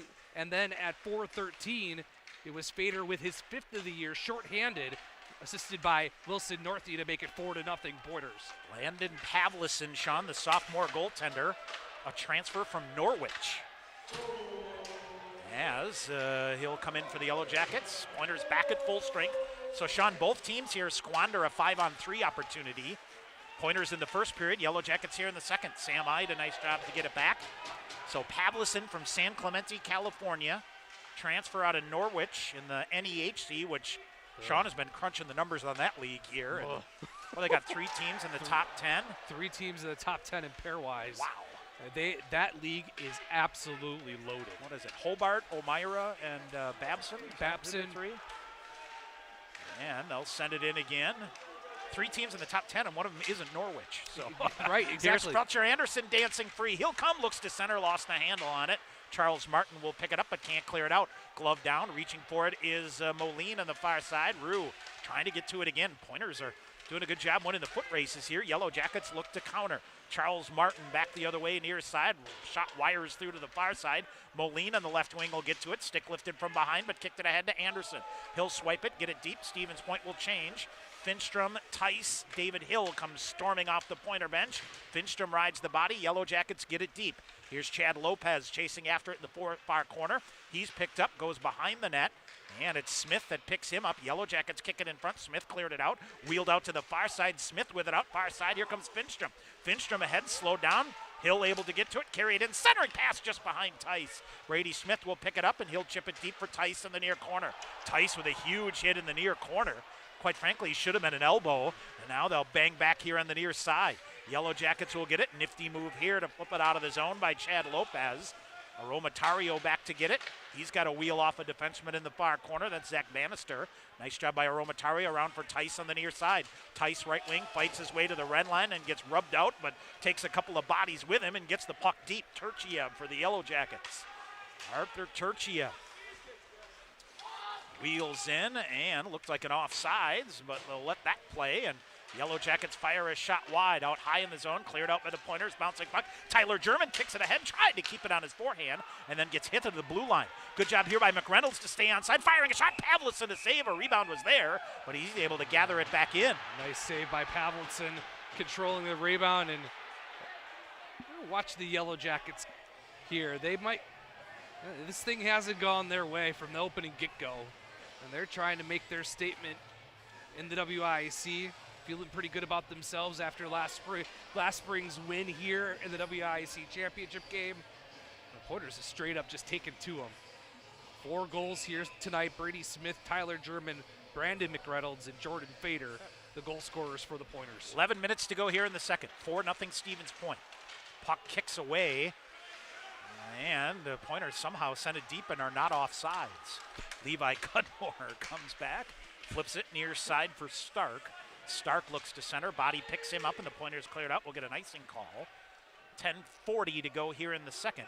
Yep, now finally they blow it dead, and then the Yellow Jackets shoot the puck the length of the ice. Not sure, that's the second time we've had an icing call here, and Todd Treader in a little barking discussion here with Levi Cudmore. Sean, scanning through the Twitter feed. Yes. Am I reading correctly? The U.S. soccer team's playing in Minneapolis tonight? Yes, they are. At like 4 degrees out or yes, whatever? they are. It's a World Cup qualifier. It's what, the Hondurans? Against Honduras, yep. Wow. They're up and out of play. Don't want to sound like too much of a soccer nerd, but we know you love the beautiful game. I do love the beautiful game. Yeah. They're just, I believe, just 6 points away from cementing their spot into the World Cup this winter or this upcoming fall. This coming whatever. In November. Qatar? Yeah, it's in Qatar. It's in like Christmas time. Yep. Now Yellow Jackets get it deep. Far side, Witherspoon reaches for it. Scahill with a big hit, freed the puck up. Hennigan, boy, Scahill gave one and then took one, but able to get it ahead. Here is Hennigan's stick chopped out of his hand. Penalty call coming up here against the Yellow Jackets. Yellow Jackets will get it. A slashing call coming up here. Stevens Point will go back to the skyward power play. A 4-0 lead here with 10:18 to go. Did someone just get a slashing call? It will be on Cudmore, Tom, as he'll go to the, or I'm sorry, Chad Lopez as he goes to the box. Is Nigel Philanen here trying to do his best Wes Macaulay here? He's got a little extra. We got to give him the microphone there, right? All right, 10:18 to go here in the second. Stevens Point on their 4th skyward power play of the night. Face off to the left side of Landon Pavlison. Squirts through, Fletcher Anderson over. And far boards, Anderson keeps it going. Jake Tice chips it for Carter Rue. Finstrom around. Yellow Jackets will get there, and they'll get it deep. Wagner, got a stick hung up on the side of the net here. He had visions of coming out to play that puck. And, Fletcher Anderson got freight trained on the far side, but got the puck ahead. Tice feeds it to Finstrom, back to Tice on the near side. Pointers are wheeling here. Finstrom, bad angle shot off the mask of Pavlison. Here's Fletcher Anderson out high. Anderson cross ice to Romatario at the point. He'll hold it. Romatario back. Fletcher Anderson, a bomb. Pad save made there by Pavlison. Back to Romatario at the point on the far side. Across the blue line to Finstrom. Finstrom dishes it back to Romatario, and Nick was coming this way, and Finstrom went that way, so it comes out of the zone. Penalty time rides off here. 1:05 to go in the Skyward power play here for the Pointers. Near side, Humberstone will get it. Humberstone cuts to the far side, feeds it. Jordan Fader will walk it in on the far wall. Flips it toward the front of the net, and Yellow Jackets say no and send it back the other way. Shots on goal 21-10 in favor of the Pointers with 9:03 to go here in the first period. All right, face off and a whistle and an offsides. Sean, no surprise after our soccer discussion. Oh, so I know. Correspondence has come from north of the border. Yep, you gotta throw that in there too, All right? right, former Pointer Ethan Strong lobbying for his Canadians. They can get in tonight. They're like in the lead in the group after beating the U.S. on Sunday. Oh, boy. And that's just crazy talk. Yeah. Leave it to the U.S. and the Canadians bring like the Hondurans up here in January. Right? Crazy science, right? There you go. Pointers send it deep near corner. Witherspoon leaves it. Fader out high to Brady Smith. Smith coming. Long range shot. Redirected. Went just wide. Missed the upper corner. I think it's McReynolds. Now Humberstone plays it. McReynolds sends it deep to the far corner for Fader. He'll chop it with a backhander back to McReynolds. Half wall on the far side out high to Brady Smith. Near side, McReynolds comes, feeds it in, walking in. Lifting a backhander. Tried to lift the top corner, and we'll get a whistle. Boy, I tell you what, Jordan Fader in front of the net is got a stick underneath him here, and we'll get a whistle. And I'm going to match them both up. Fader tied up with Arthur Turchiev, and was Turchiev with the big reach underneath him, and now McReynolds here, and this one's getting a little salty. Oh, yeah. All right, 8:13 to go here. Jordan Fader will go off.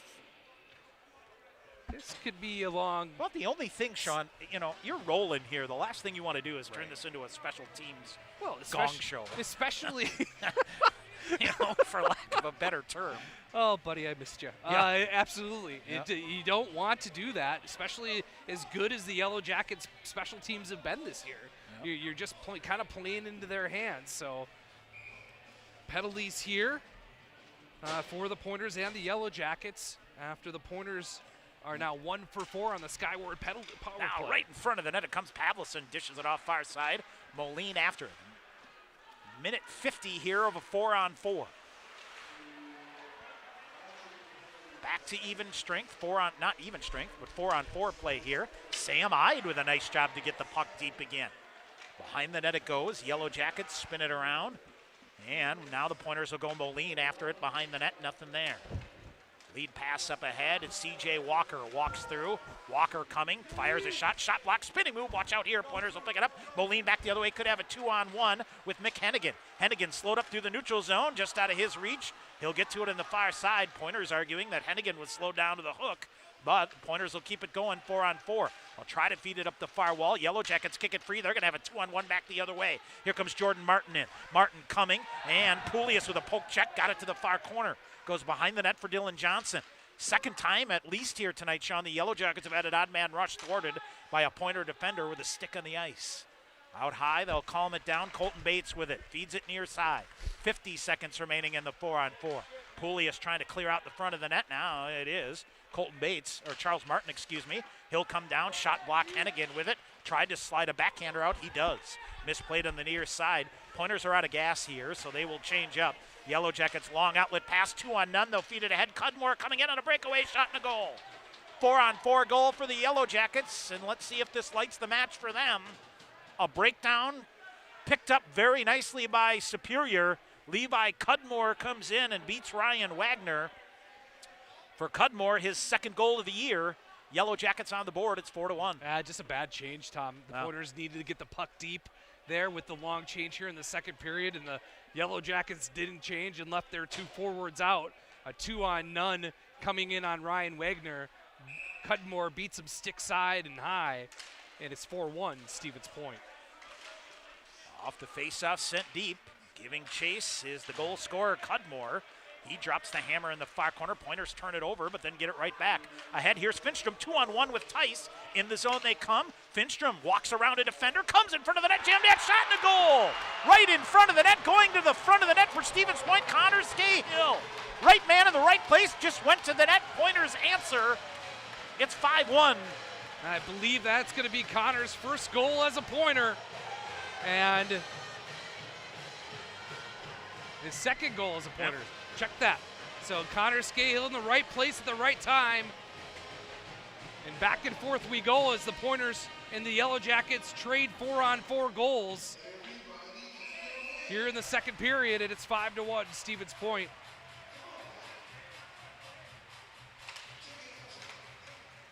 All right, off the face-off. Yellow Jackets may have a breakaway again, but that's stored. Colton Bates tried to get the puck deep.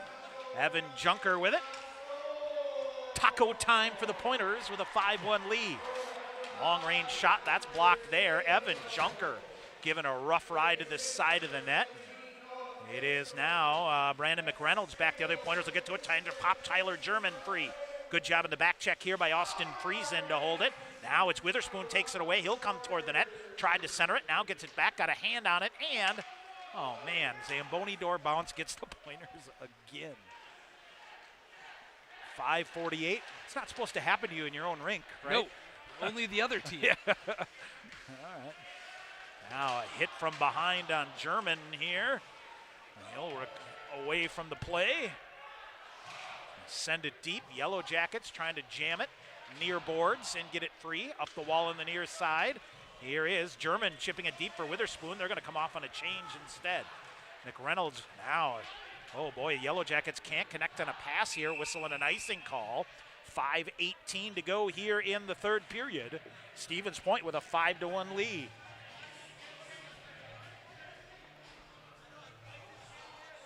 A lot of talking between the referees and these two teams here tonight. All right. I actually thought there was a penalty behind the play, but nothing going. So we'll get a face-off deep in the Pointer end. Pointers out shooting the Yellow Jackets, 23-12. You got an update on that Northland score here? Yeah, absolutely. I'll grab that. Connor Scahill is your Pointer profile coming up too, right? Huh? Just got to follow the good leads, well my planned, friend. Man. Like I said. Sometimes the stories just come to you. Right, absolutely. That's how it works, right? 3-0 Saints up in Northland. All right. Now Pointers, point blank shot and a goal! Bad angle shot from the far side, Jordan Fader. Boy, he had Wilson Northey wide open, shoved it toward the net, deflected off of Landon Pavlison. 6-1 Pointers. Yeah, right off the inside of the leg pad of Pavlison. The captain will score his second of the night, his 6th of the season. And it's 6-0 Pointers. 5:13 to go. Well, Sean, some nights when it's going your way, it's going your way. Yeah. And is Richard McKenna having bad dreams of this joint all of a sudden? First couple years he was here as the head coach of the Yellow Jackets, he would come into this building and just get buzzsawed, and it's happening again tonight. Jordan Fader, his second of the night, right? Yep, correct. So, second of the night and 7th of the season for the Pointers. Fletcher Anderson, far side. This thing's getting a little loose here. Whistle and an icing call. There's lots of time left in this Clamp hockey down game. here, lots of time, 4:56 to go. So, let's take a look at the scoring for the Pointers to make it 5-1. A 4-on-4 goal by Connor Scahill, his second of the season. Finstrom gets the assist at 13-13, and then just about a minute later, Jordan Fader adds the Pointers' 6th goal of the night, his 6th of the season, second of the night, and Andrew Poulias at 14:47 makes this a 6-1 lead for Stevens Point. All right, off the face-off, through the neutral zone it goes. And Hennigan comes through, another big hit here on the near side, Pavlison behind the net. Fletcher Anderson, he comes away with it, looks to center. Anderson with a shot, Pavlison a save, straight up in the air it goes. Near side it goes, and now kicks out. Cody Moline had it ricochet off him. Carter Rue with it now. Rue coming, far corner. Fletcher Anderson brings it out high to Sam Ide. Ide coming in. Now the Pointers right in front of the net. Oh, Moline with a shot fought off there by Pavlison, I believe, with a little poke check there. Shot fired. Where is it? Fletcher Anderson kicks it behind the net to Rue. He'll leave it near side for Humberstone. Watch out here. Might be a 2-on-1 for the Yellow Jackets. Reed Stark coming ahead. Good recovery here by Humberstone. Oh. He punches him into the near boards and works the puck free. On the near side, right in front of the Superior bench, Yellow Jackets send it deep. Just under 4 minutes to go here in the second period. Sam Ide with a good play to lift it up, and he'll clear it out. 6-1 Stevens Point. Back the other way, Yellow Jackets shot right into the midsection of Ryan Wagner and no rebound. Jordan Martin into the side of the net. We'll have a gathering of the clans and they'll clear them out. This thing could get a little loose, Tom, here at the end of this period and into the third. You really got to keep your wits about yourself. Well, Sean, both these teams in similar positions here. Yes, I did not split expect the weekend this. before, right? Yes. And then had postponed, and you sit there and you just never know. And it started from the opening hop for the Yellow Jackets. Giving that goal up at 14 seconds, just never got themselves in it. It's one of those you're glad you're at home for this game. Yes. Right? Oh, yeah. And whistling it offsides against the Pointers here as they will touch up here. Jake Tice will flip it back out. Humberstone. Again, Pointer profile coming up with Connor Scahill between periods. Got a lot of scoring to get to. Now poked at here. Evan Junker with it up high. Starting to look at the list here of who hasn't scored yet this season for the Pointers. Hennigan, Junker. Although I gave Mick Hennigan a goal at River Falls, that was Fletcher Anderson. You did. As Hennigan made a heck of a play to make the thing happen. Long range shot in, hit a body in front, and Landon Pavlison reaches out and he'll pull it back in. Yep. 3:05 to go here in the second period. Dawson Chirino not in the lineup here tonight. He's looking for his first, and then Adam Colson and Matthew Falls still hoping to get them going, but they've been dinged up all year. And I think you're at the point now, Sean. Do you get redshirted, right? Say, or a medical, medical without redshirt plan, you would say some eligibility here. All things considered. And let's also not forget, got some guys with some options of whether they want to come back or not. You never know. Far side, German giving a rough ride. Witherspoon coming free. Witherspoon turns, fires a shot, fought. That's lifted high. And behind the net it goes. German to the side of the net. Witherspoon. Scahill with it, firing a shot. Yellow Jackets pick it up. They're trying to make a 3-on-2 happen here. Rink wide pass, and this will be a whistle and an icing call against the Yellow Jackets. 2:27 to go here in period number 2. Stevens Point with a 6-1 lead. Yeah, nice job by the Pointers to get back on that. Connor Scahill, Nicholas Aramatario, both getting back as the Yellow Jackets flew 2 forwards that time through the neutral zone, trying to create some odd man rush and some speed, and just nothing going. And Tom, taking a look at the Superior bench, and Rich McKenna's face says it all, as they have just not gotten it going tonight. Here's Wilson Northey. Side of the net, Jordan Fader looking for the hat trick. Chips it in front, bouncing puck. Poulias just missed. Now the Yellow Jackets a clear cut 2-on-1. Back the other way, Troy McTavish. He'll carry it in, fires a shot. Wagner a save, no rebound, and Wilson Northey comes in to say, I don't think so. Ryan Wagner, cool, calm, and collected, makes the save. McTavish may have gotten a little close to the senior goaltender to clean things up. Hey, give Jordan Fader, the captain, Tommy, full marks as the Yellow Jackets had a 3-on-2, or a 2-on-1 rather, right through the neutral zone. He got back in the play right at the last second to take away the 2-on-1 and just let Wagner concentrate on the initial shot. Great save, no rebound, and a stoppage of play. Near corner, Hennigan bumped off, but does a nice job to clear the puck out ahead. Moline couldn't corral it, though, and the Yellow Jackets clear it back out. Red line in the near side, loose in the neutral zone. Jordan Martin ahead, sends it in. Ryan Wagner. Stout will be here at Willett Arena this weekend, and the Yellow Jackets right back here a week from tonight. Now they'll get it deep. Rue around in the near corner, looks to reverse back. Got a defender on his back here, reaching around, and Rue with a nice job to get it to Anderson. Anderson up the wall on the near side, chips it far side to Romatario. Humberstone will chip it, hit a body in front, rebound, chip down. Anderson reaching for it. Yellow Jackets will pick it up. They'll try to come in transition back the other way. Levi Cudmore He's the goal scorer for the Yellow Jackets. He'll get it deep. Brady Smith sends it back. Almost a dangerous turnover. And it is Fletcher Anderson that'll get the puck deep. Pavlison back to play it.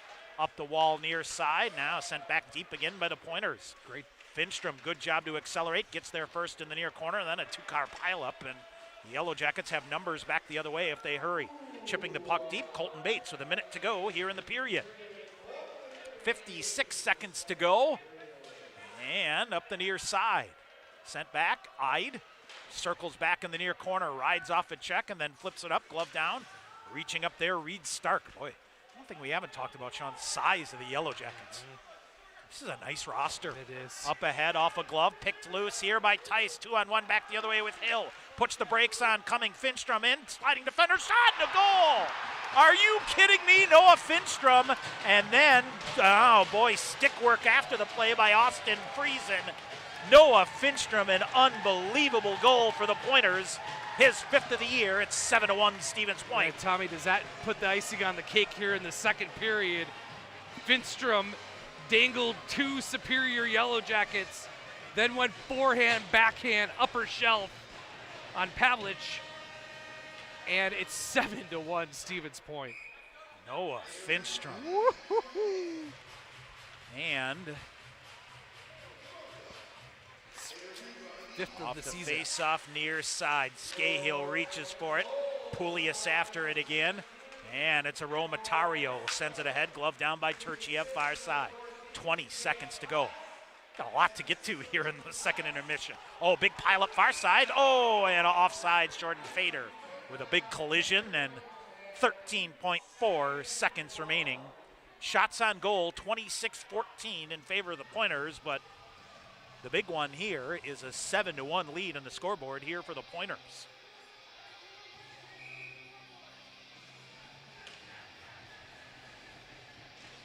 Off the face-off. Yellow Jackets racing ahead. Turchiev. That guy does it all for them, doesn't he? 4 seconds remaining behind the period. Centering pass, they'll scrum for it. Wagner reaching out to cover it, and they will, and the whistle will sound. And now some stick work here. A spear on Poulias. And Poulias gets tied up to the side of the net, and the Stripes do a good job to get in there quickly. They will separate here, folks, but nice work by the linesman to get in there and clean things up quickly. Yep. And that's not Todd Tretter's game, I'll tell you that. The former Pointer working the lines here tonight. But what a 40 minutes here by the Pointers. As Stevens Point will carry a 7-1 lead into the third period. We got a lot to get to. Scoring recap, that'll be some heavy lifting, plus a Pointer profile. Connor Scahill, the sophomore out of Port Huron, Michigan. 40 minutes in the book, Stevens Point. A 7-1 lead. We'll come back to tell you about it here on the Pointer Sports Network. UWSP Athletics partners with BSN Sports, the largest provider of team sports equipment and apparel in the country. Pointers and BSN would like to thank all the coaches on and off the field. While BSN Sports is the best at equipping athletes, coaches are the best at equipping lives, and that's the real final score. Learn more at bsnsports.com. Your family's safety is important, and with winter driving coming, Sherrill Tire and Service can help. Sherrill Tire and Service Centers can help with new tires and a pre-season tune-up, so your entire vehicle is winter ready. Sherrill Tire and Service, Plover, Stevens Point, Weston, Wisconsin Rapids, Marshfield, and Medford, and online at SherrillTire.com. Sherrill Tire and Service, get your car done right. Want to get your degree and stay debt-free? With the Wisconsin Army National Guard, you can get paid to be a full-time student. Ask them about their 100% tuition reimbursement program. You can join the Guard and be a part-time soldier and earn a college degree. Call Sergeant First Class Brett Peterson at 715-701-0943 or visit nationalguard.com to learn more. The Wisconsin Army National Guard, a proud sponsor of Pointers Athletics.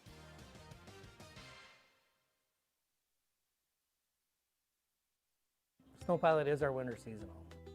This beer has a tremendous body. The malt feels great. What I like is the nuttiness that it gets from the Maris Otter malt. Pistachio just comes through like you wouldn't believe. It's almost dessert-like. This is absolutely winter beer, and if you ever have a campfire in the middle of winter, this is what you want in your glass. It's just great. Warm up this winter with a snow pilot from Point Brewery. All right, back here at KB Willett Arena, Tom Weaver, Sean McMahon, and what a statement, 40 minutes here for Stevens Point. Yeah, and the rest of the WIAC is looking at the Pointers and going, here we go again. Yeah, we'll see. That's a statement. That is a statement, period. Yep. You're only as good as your next day, though, right? Yeah, so you're right. Keep that in mind. You bet. So we'll keep it. All right, Pointers got on the board 14 seconds in. Brady Smith is third of the year. Tyler German at 16:35 of the period. His second of the year. It was 2-0 Stevens Point after one.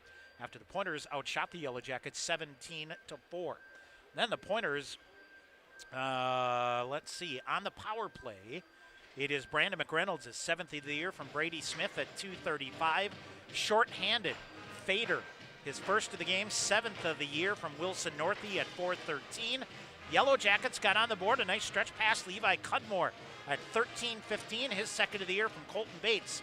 Beat Ryan Wagner. Wags almost got it, but got just enough of it to get through and get the Yellow Jackets on the board. But let's see here. 18 seconds later, the Pointers counter. Connor Scahill is second of the year from Noah Finstrom at 13:33. And then Jordan Fader, his eighth of the year from Andrew Poulias, a shot from the near corner. That ricocheted off of Landon Pavlison into his own net, 14:47. And then the Pointers close it out at the 19:30 mark on a boy, Jake Teist with a great job to keep the play going. Got it to Noah Finstrom, who dangled around a couple of defenders and from his knees, able to score his fifth of the year. 7-1 Stevens Point after two periods. So, Sean, let's see. The Pointers shooting 50% in that second period. 5 goals on 10 shots. And it's actually, I take that back. It's 5 goals on 9 shots. Correct. Because the Yellow Jackets outshot the Pointers 10-9. Right. But Stevens Point tallies 5 times. They're out shooting him 26-14 through 2 periods. Power play-wise, Stevens Point 1 for 4 in the Skyward power play, credited with 7 shots on goal. UW Superior 0 for 2 on the power play. Stevens Point with their nation's best 9th shorthanded goal here tonight, coming from Jordan Fader. Miles Hector credited, did not make a save in that second period. So it is 4 save credited to Landon Pavlison. He and Miles Hector as credited for 19 saves through 2 periods here. And it's Ryan Wagner with 9 saves for a game total of 13. And they gave me 2 of the same sheet here. So the Pointers, after 83% faceoff-wise, did a nice job again. 7-1 Stevens Point after 2 periods. We'll take a break. When we come back, Sean's Pointer profile with the sophomore Connor Scahill. Stevens Point leading Superior 7-1. This is Pointer Hockey on the Pointers Sports Network. Bring home incredible internet, TV, and phone services with TDS Fiber. Register now at tdsfiber.com/radio. Enjoy cyber-spacious internet speeds up to 1 gig at your home or business. Plus, change the way you watch TV with our whole home DVR. Can't get that with cable. Powerful internet, premium services. Go to tdsfiber.com/radio to register, learn about bonus offers, and more. TDS Fiber available in certain areas. See website for details. And continuing with our Pointer hockey coverage staff, did you know your UWSP ID gets you a 20% discount on food at Grazzi's? You can also test Grazzi's to 89800. That's GRAZIES to 89800 to receive free offers and other discounts. Grazzi's is open 7 days a week, serving lunch and dinner from 11 a.m. till 10 p.m. at 5327 Highway 10 East in Stevens Point. Visit Grazzi'sItalianGrill.com for more information. Here on the Pointers Sports Network. Continue with our Pointer profiles and another sophomore defenseman. This one is Connor Scahill from Port Huron, Michigan. And Connor, first of all, welcome and good to talk to you and take a couple minutes.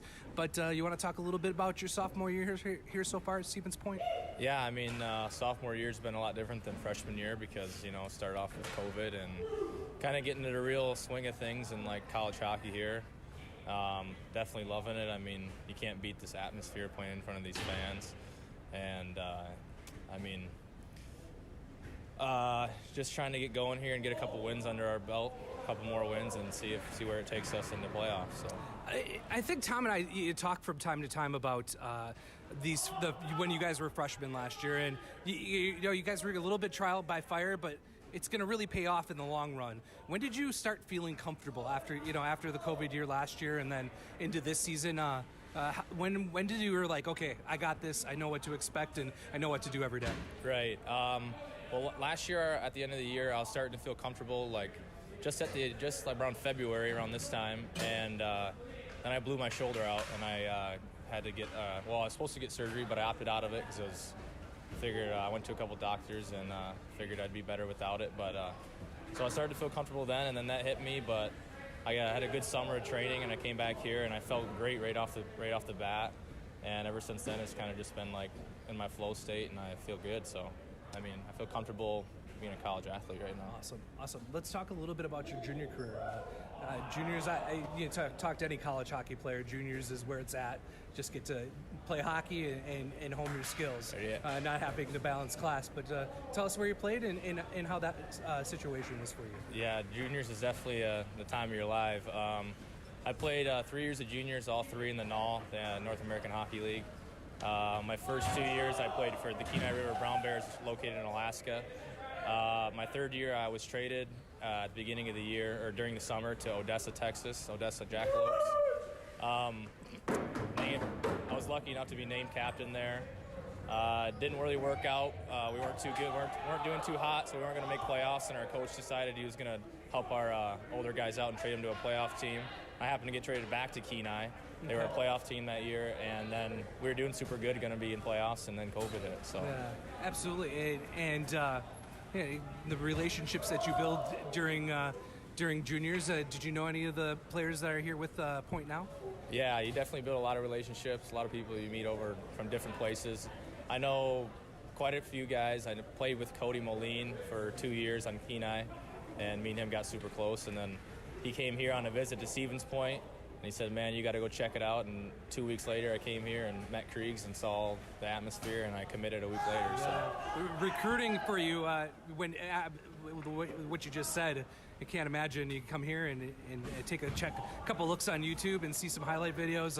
It's where you wanted to land. Yeah, I was sitting up there. I remember I was sitting up there in the corner, and I took a video of the guys skating out on the ice with the music and the fire and the smoke, and I sent it to my dad and I said, this is where I want to be. So I knew right away, just from the culture here, and something I want to be a part of. Talk about balancing school. Yeah, you're about 3 semesters in, if I'm right. But balancing school and a very competitive hockey team has got to be a challenge at times. Yeah, it can be a challenge. You just got to create a good schedule and stick to your habits. My last year in juniors, I was a full college student, so I had 13 credits and I was playing junior hockey. So it helped kind of like to ease my way into being a college student, because going 3 years being a junior player and not doing any schools, probably tough to jump right back into it. So that helped out a lot. But these teachers are great, and they definitely help you out, and helps out that the boys are some of your classes, and yeah, I mean, it's going good. What's Port Huron, Michigan like? Port Huron, Michigan. It's a small little town, but we actually have a pro hockey team there in the Federal Hockey League team, or the Federal Hockey League, called the Port Huron Prowlers. Used to have a NAL team there, but it's a small little hockey town. Silver Six is held there, so they definitely take their hockey big time there. Yeah, absolutely. Wings fan? I hope so. Big Wings fan. All right. Big Wings fan. Okay. We were talking a little bit, 500 now, but that's a little far cry from what it's been the last couple of years. Yeah, this year is definitely, we're looking up. We've got a couple young stars, and I think with these Steve Eiserman and Nick Lindstrom, they're going to definitely take us back to another cup here soon, I hope. I hope so, too. Yeah. Let's talk about this decor. It's about as competitive as it gets Monday through Thursday, and then, man, you got to really work hard to get in the lineup for Friday and Saturday night, don't you? Yeah, definitely. I mean, this decor is not like any other decor in the WIAC, to be honest with you. I mean, we're all young sophomores. We have 8 or 9 sophomores and 2 freshmen. So, I mean, it's going to be competitive for the next 3 years. It's never going to stop. But I think everybody kind of embraces it, and, I mean, it's just a part of being here. And being here Monday through Thursday, and you're working as hard as you're going to work in the games, and you just got to earn your spot. And if you're lucky enough to get in the lineup, you got to take it and run with it. That challenges you guys day in and day out to be your best. There's no days off, is there? Yeah, you can't take a day off. Just like in a game, you can't take a shift off. So I think it definitely translates to a game, and I think a lot of the D embrace it and run with it. So practice this week pretty good. Getting set up for a pretty good stretch of hockey here, 6 or 7 games in 2 weeks to finish off the regular season. Talk a little bit about practice and what you guys have been working on. Yeah, I mean, practice has been a battle, like you said. I mean, we got a lot of healthy guys now, so I know on Monday, Kriegs, Hollison, all us in the locker room said it's going to be a war. So, I mean, you got to earn your spot, and who's ever on the bus, we got to go. And we've just been working on some system stuff, some D stuff, some D zone, and then just getting pucks on net. And that's how we score most of our goals. Is like we're a greasy team, and nobody wants to play against us because we're mean.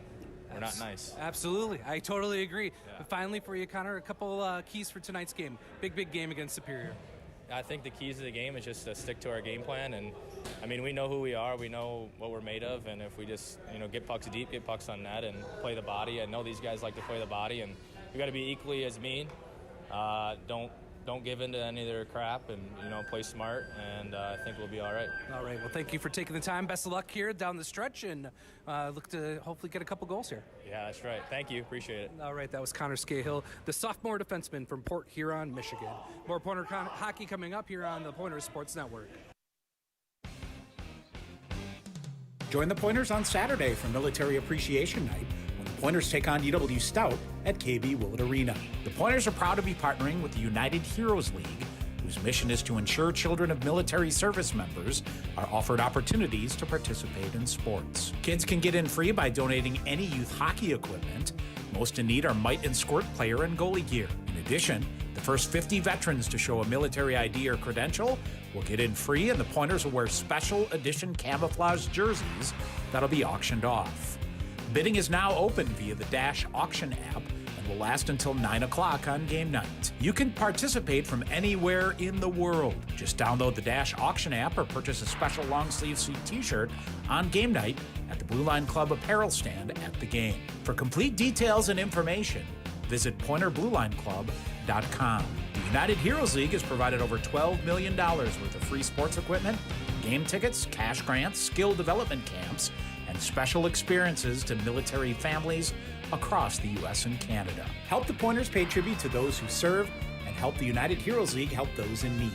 Saturday, when the Pointers take on UW Stout at 7 o'clock at KB Willett Arena. For complete details on how you can participate, visit PointerBlueLineClub.com. All right, back here at Willett Arena. Tom Weaver, Sean McMahon. Really looking forward to Saturday's Military Appreciation Night. Get out here. Come out. Bid on those jerseys. And, Sean, I know the information we had said United Heroes League, $12 million that they've getting out. It's over $20 million now. Unreal. So, and, again, thanks to Shane Hudella joining us earlier in his group. And 20 minutes ahead here, Sean, that you'd like to take about 23 minutes of real time to get out of here. Yep, just 7-1 Stevens Point. We are underway. Yellow Jackets near side. Aromatario giving a rough ride, but gets the puck back to Brady Smith. Now, it's stuck in the water on the far side. A ton of water out there. Carter Rue with it on the near side. Trying to look here, Sean. Pointers with 7 goals tonight. Now Aromatario tries to kick it out. Back again, Fletcher Anderson to Smith. He'll hold it off. I don't think Carter Rue's got a point here. He does not. Does he? Nope. That whole line has been kept off the score sheet. All right, Yellow Jackets in control into the neutral zone. Humberstone chops it deep.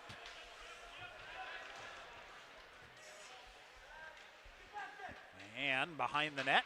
Now coming up near side. Pointers play the body, but misfire there a bit. Jordan Martin tried to kick it ahead. They're trying to get David Kaplan streaking in here in the near side, but that didn't work. Kaplan.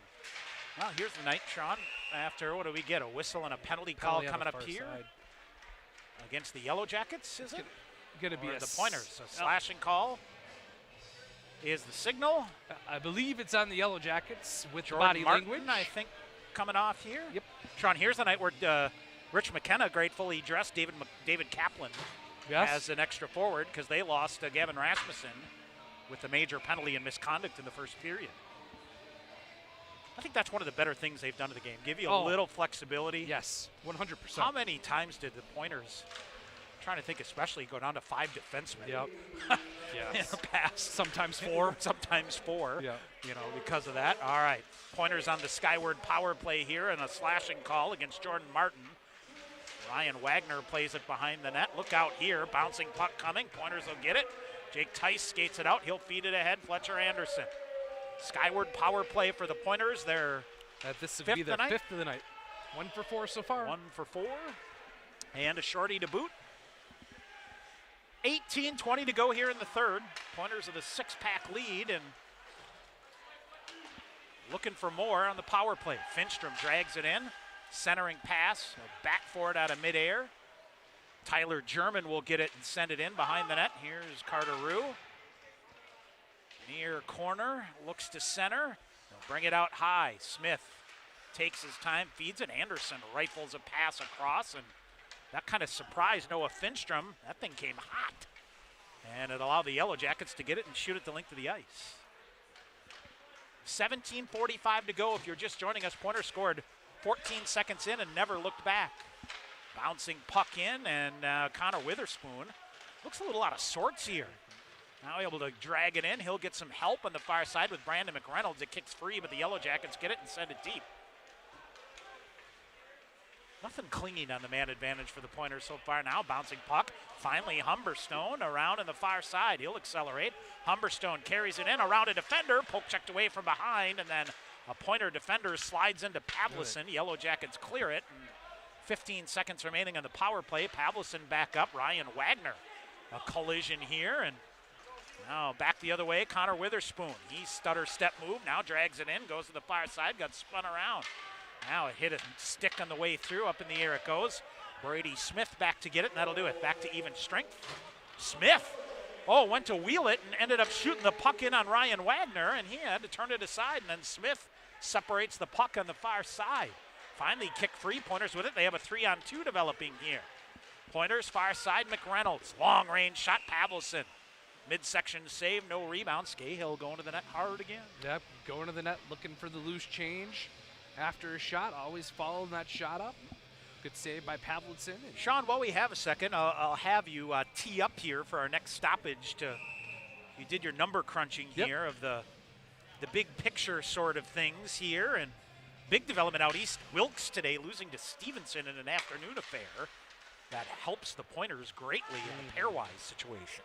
Now David Hill right to the side of the net, couldn't turn. The Yellow Jackets, Sean, we're hoping to get a win here tonight to improve their case. Hill jams it down again. And it is McHennigan chopping it free. Now Wilson Northey on the far side, drags it back to the middle, whistling it offsides here. Now Scahill, a collision here as Chad Lopez goes low. And then a couple of jaws at the Pointer bench. Not sure that's exactly what I'd be doing, down 7-1. Nope. So if we take a look at the big picture of things here in a second, we'll get to that in the next stoppage. I don't want your accounting work to go for the log for not here. I had a lot of time on my hands. You're kind of used to that. Yeah. Is that what you're saying? I had a lot of time on my hands, my friend. Now, bad angle shot bouncing in on Wagner, and it ricochets in. I think it went off of Cody Moline, Tom. Connor McLean, I believe, is going to get credit for the goal. Ricochets on a weird bounce, and 16:01 to go. Yellow Jackets tally, and they keep pressing forward here. It's now 7-2. Well, I mean, at this point, you're just trying to win a period, right? You got to set your stage for your weekend because the Yellow Jackets are going to go up to back home and take on the Falcons in a weekend series. A huge weekend, a grinder. And then you got to try to, get some momentum back in this building because you're back here next Wednesday night. Yep, long outlet pass ahead. And a whistle and an icing call will come here. 15:51 to go. All right, my friend.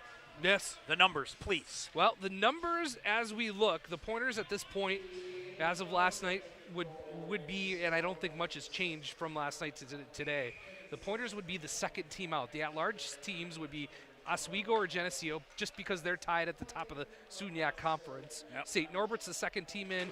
Babson of the NEHC would be the third team in, and Elmira would be from the NEHC would be the fourth team in. That conference, Tom, right now would have 3 teams in the NCAA tournament, including Hobart, who lead if they would, win the conference championship. Yep. It's just unbelievable. There are 5 teams in the top 15 of the pairwise from that conference alone, and none of them are Norwich. Yep. Pointers with a win here tonight, depending on how things shake out, could be in the top 10 in the pairwise. Yes, absolutely on the bubble are the Pointers. Yep. All right, now jammed out on the far boards in the neutral zone. Nice read here by Fletcher Anderson.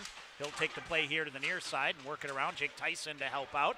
Reed Stark pushes it in. Pointers counter back the other way. Sam Ide will get to the red line, sends it deep. Pavlison will cut it off. 15 minutes to go here, 7-2. The Stevens Point lead. Long outlet pass. Wagner out to play it away. Boy, got a piece of Rigel Phelan, and the referee on the far side, Sean. That was very dangerous as it ricocheted away from the net. If that goes toward the net, it might go in an empty net with Wagner back to try to play the puck. Near side it goes. Yellow Jackets with the jam on. Pointers break it out. Here comes Hill. Back the other way with Jake Tice, 2-on-2. Hill near side holds up, back through to the middle. Good defensive play here, but Tice works it free again, and he'll send it deep back behind the net. Connor Witherspoon after it. Up the far side, Levi Cudmore scored the first goal for the Yellow Jackets. Brady Smith will wait for it. Draws a defender, flips it back to German. He'll go back to Humberstone. Back near side to Smith. Smith back through the far side. Had a defender coming, couldn't get everything on it. German carries it in, got it to McReynolds, throws a backhander in front. That's cleared up by the Yellow Jackets. Half ball on the far side. Troy McTavish sends it out. And it's Brady Smith swatting at it and gets it to Connor Scahill. Scahill back for Smith in stride. He'll pick it up. Looks to carve it back up. Scahill between his legs. Does a good job to recover. Chips it back to Smith. Scahill giving a rough ride. Pops right back to his feet in the far corner. Troy McTavish will label him up now around coming. This will be a whistle and an icing call against the Pointers. 13:42 to go here in the third period. Much better job by the Yellow Jackets to hem the Pointers in on their own end and making life difficult getting out. And we'll get another defensive zone faceoff. Scoring for the Yellow Jackets. McLean at 4 minutes to make this game a 7-2 game. Bannister gets the assist. And why these wins against Superior are so important, Sean. They're the highest pairwise team. Correct. The Pointers have remaining on the schedule. Both Stout and Northland well down the list. And River too. Yep. That loss to Connor Witherspoon. Boy, you could almost argue if the Pointers find a way to turn that one around, it would be a much different situation. You could argue they'd be in right now. But you got to keep winning. That's the name of the game right now, the race to 20. And you got to get a couple wins this weekend. Mm-hmm. All right.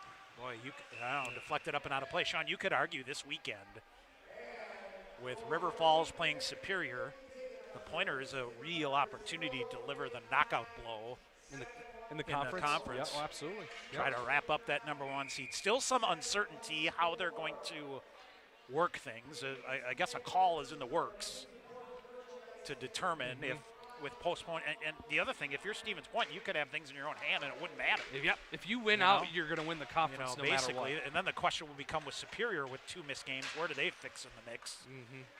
But we'll see. Now, side of the net, come in. Wagner will pin it up and cover it up. And, man, I'll tell you what, I know that the WIC doesn't have an automatic bid, but you don't think Eau Claire or River Falls are going to want to come in and ruin someone's season. Whoever. And especially the Pointers who've had the lion's share of the wins as of late. You could argue the Blue Golds with a sweep of Stout last weekend kind of saved their season. Yeah. In some Oh, way. absolutely. They've won 5 They put straight. themselves back in the mix for home ice in that first round. Yes, they have. After when they left here, they were wounded and you could almost put the nail in the coffin. They've battled back in there. Who knows? So again, 1 and 2 get a bye, and an extra weekend of games for the 3, 4, 5, 6 teams. And of course, next year, the winner of that will get the automatic bid to the NCAA tournament. Man, that feels good to say. Oh, doesn't it? Center ice, Charles Martin for the Yellow Jackets. He will send it back in. Jordan Fader railroaded from behind, but got it out. Nice job there. Icing call against the Pointers again. Yep. Another icing call. We'll get it with 12:11 to go in the third period. Stevens Point a 7-2 lead. If you're just joining us, 14 seconds in, the Pointers are rolling. Had a 2-0 lead after one and scored 5 times on 9 shots in the second period. Unreal, right? You file this under the video inferno for Rich McKenna and the Yellow Jackets here? Just take the video from this I would one think so.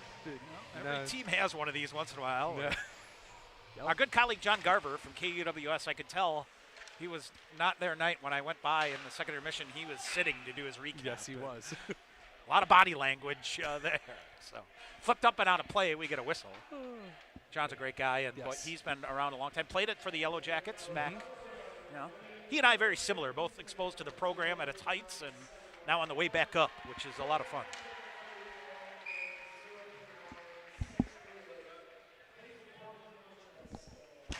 .12:03 to go here. And I tell you, I'm trying to think between whistle and an icing call again. John for Superior. Tim DeRozier at St. Norbert. The two of us.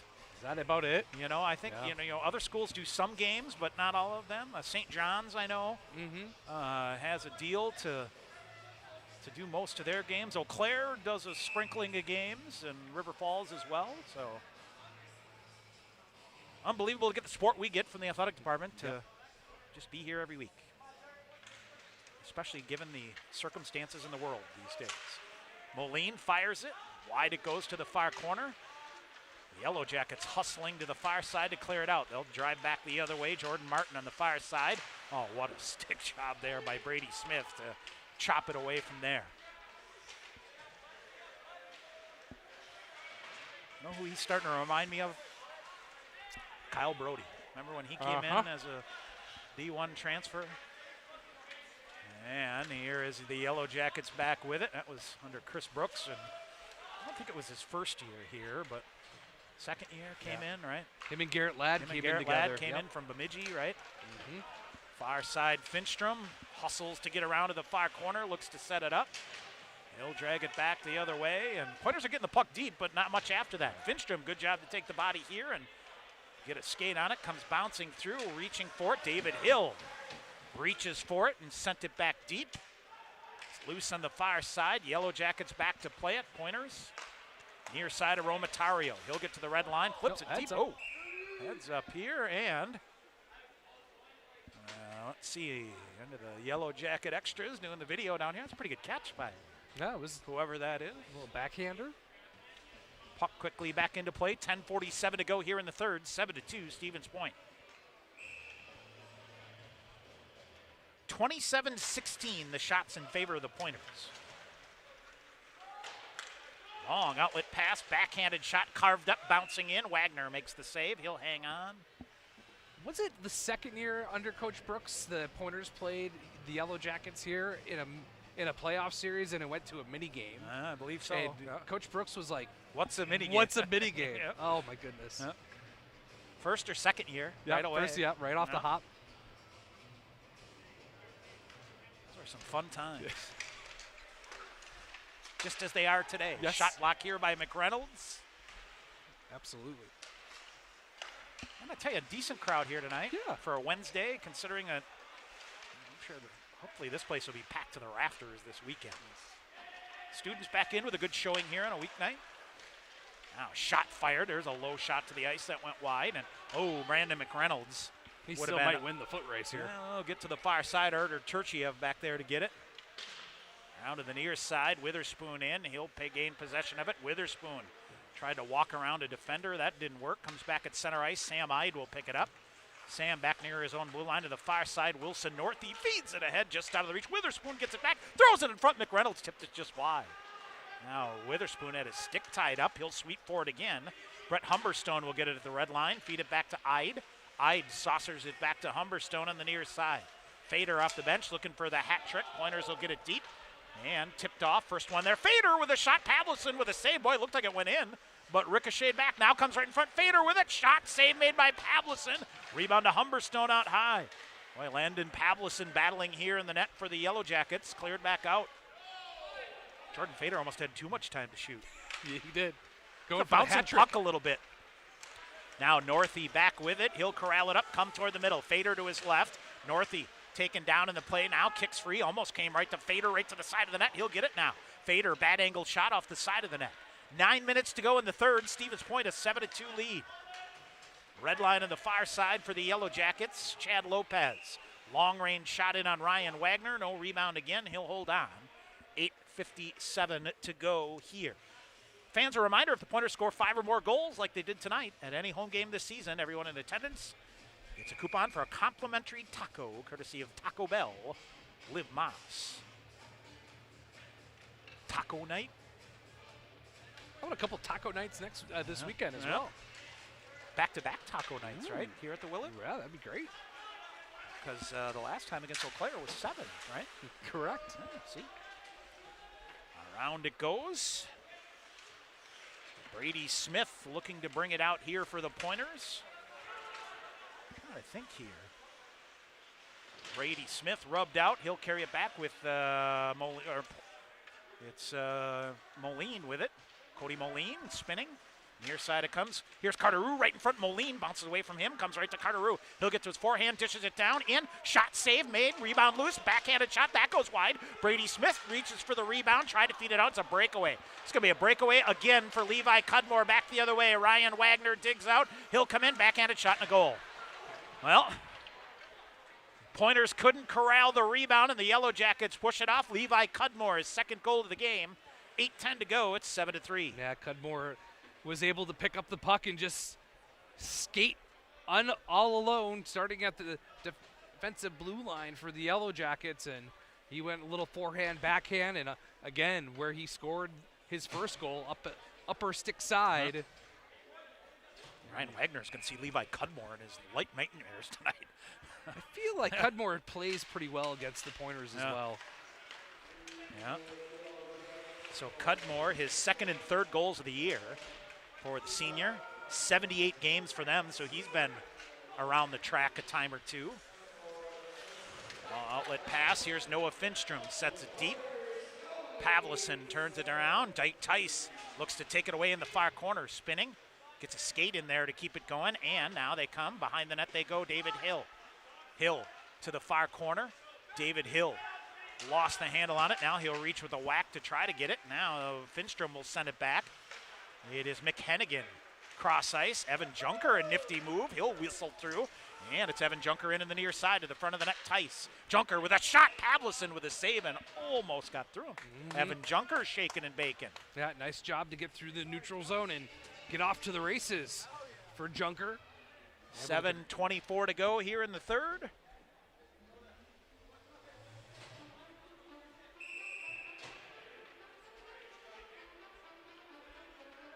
All right, Pointer women's basketball team, Sean, has fallen at stout, 75-58.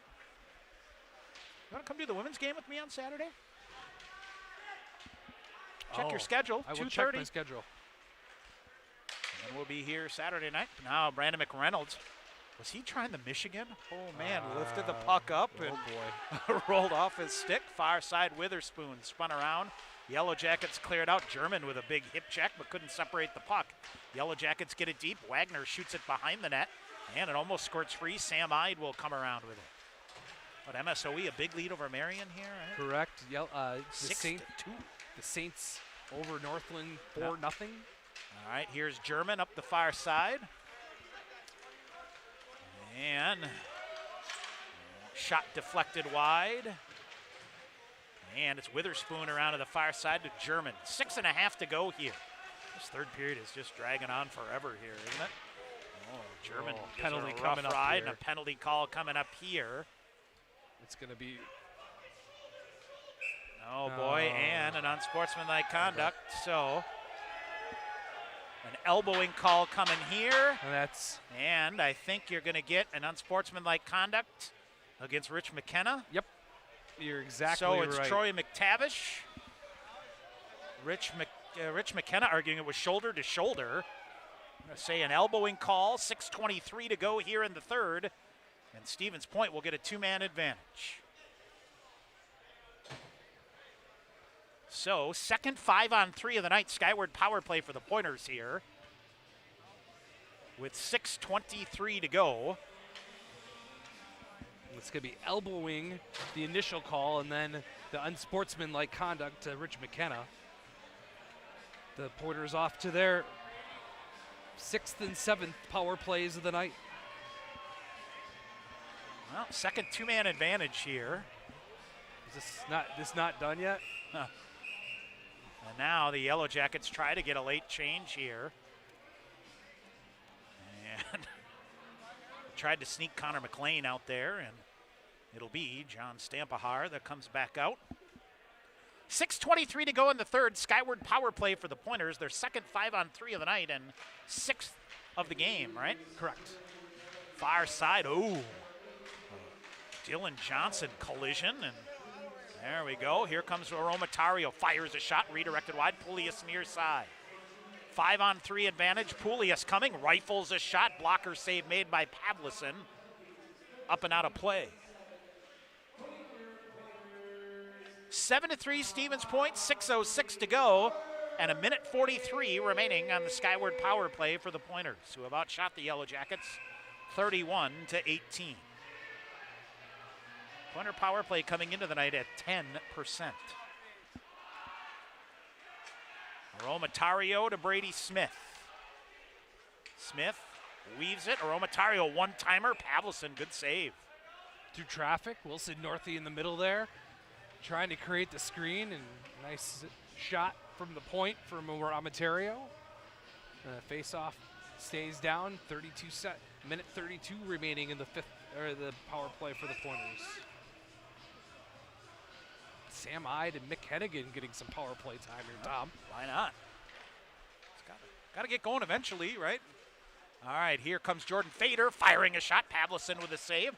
Fader hustling to the rebound with Sam Stern in the far corner. Ide near side to Hennigan. Feeds it down low in the near corner.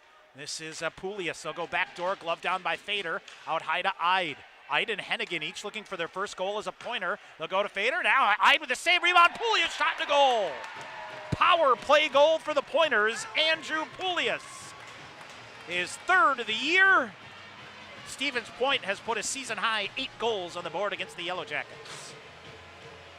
Tic-tac-toe there, Tom. Yep. Unselfish play by the captain Fader over to Sam Ide, and got the initial shot. And Andrew Poulias on the back door. Easy slam dunk goal. 8-3 Pointers.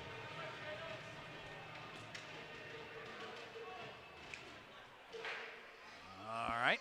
So what, 2 power play and a shorthanded goal here tonight. Still a 5-on-4 with 1:08 to go. Carter Rue off the draw. Yellow Jackets get it, and they rocket it in the zone. Wagner slowed it down. Brady Smith will get it. Haffel on the far side. He'll pull it back. 58 seconds remaining in the Pointer power play. And Stevens Point going to get whistled for an icing call here. So 5:15 to go in the third. So, Sean, Friday, Saturday, Stout. Sneaky Stout will team, come Tom. here. They gave Eau Claire all they could handle. Absolutely. Well, the Yellow Jackets, or I'm sorry, the Blue Goats, what, a 3-1 win on Friday? Mm-hmm. And then a 3-2 overtime win on Saturday? Correct. They're sneaky. They're 5-6 in the WIC, Tom. They play their best hockey against conference opponents. So it'll be a tough weekend for the Pointers on home ice. Far side, Aromatario drags it in. Yellow Jackets clear it out. 5 minutes to go in this one. Stevens Point a 5-goal lead. And Brady Smith, rink wide ahead. Carter Rue pulls it into the near side, flips it to Anderson, who gets it deep. Anderson, Turchia behind the net. Moline sheds a defender with one hand, keeps it going, gets it out high to Smith. Smith lifts it high. Nice job there. Glove down by Charles Martin to clear it out. And a hand pass. Now we'll get a whistle with 15 seconds remaining here. And with the hand pass, no change. They're trying to get the players back on the ice from the Yellow Jackets at an offensive zone face. So then 2 against UW Stout this weekend. Next Wednesday, we're back here with the Yellow Jackets back in town. How about WIC men's basketball team, Sean, has 2 of the top 5 teams in the country. Oh, man. And Oshkosh, the 5th-ranked team, beat 2nd-ranked Platteville tonight, 65-51. Go figure that, huh? All right, here's the Pointers. 3 seconds remaining in the Skyward power play. Finstrom, backdoor, just missed David Hill. Skahill with it down on the near side. We're back to even strength. And Pointers Hill jams it toward the front of the net. Goes to the far corner. Humberstone joins the play to keep it going on the far side.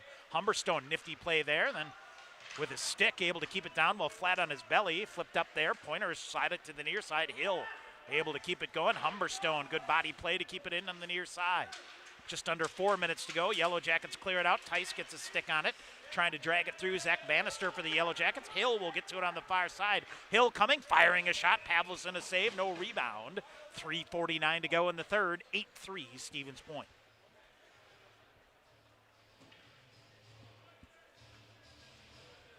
So busy weekend coming up. Friday night we'll be here at Willett Arena, 6:45, and then Saturday we'll have a double dip for you here on the Pointer Sports Network. 2:15, our pregame coverage. Pointer women hosting Northland, and then Stout here Saturday night. So, and then back here next Wednesday, and on the road to Ashland for a weekend series.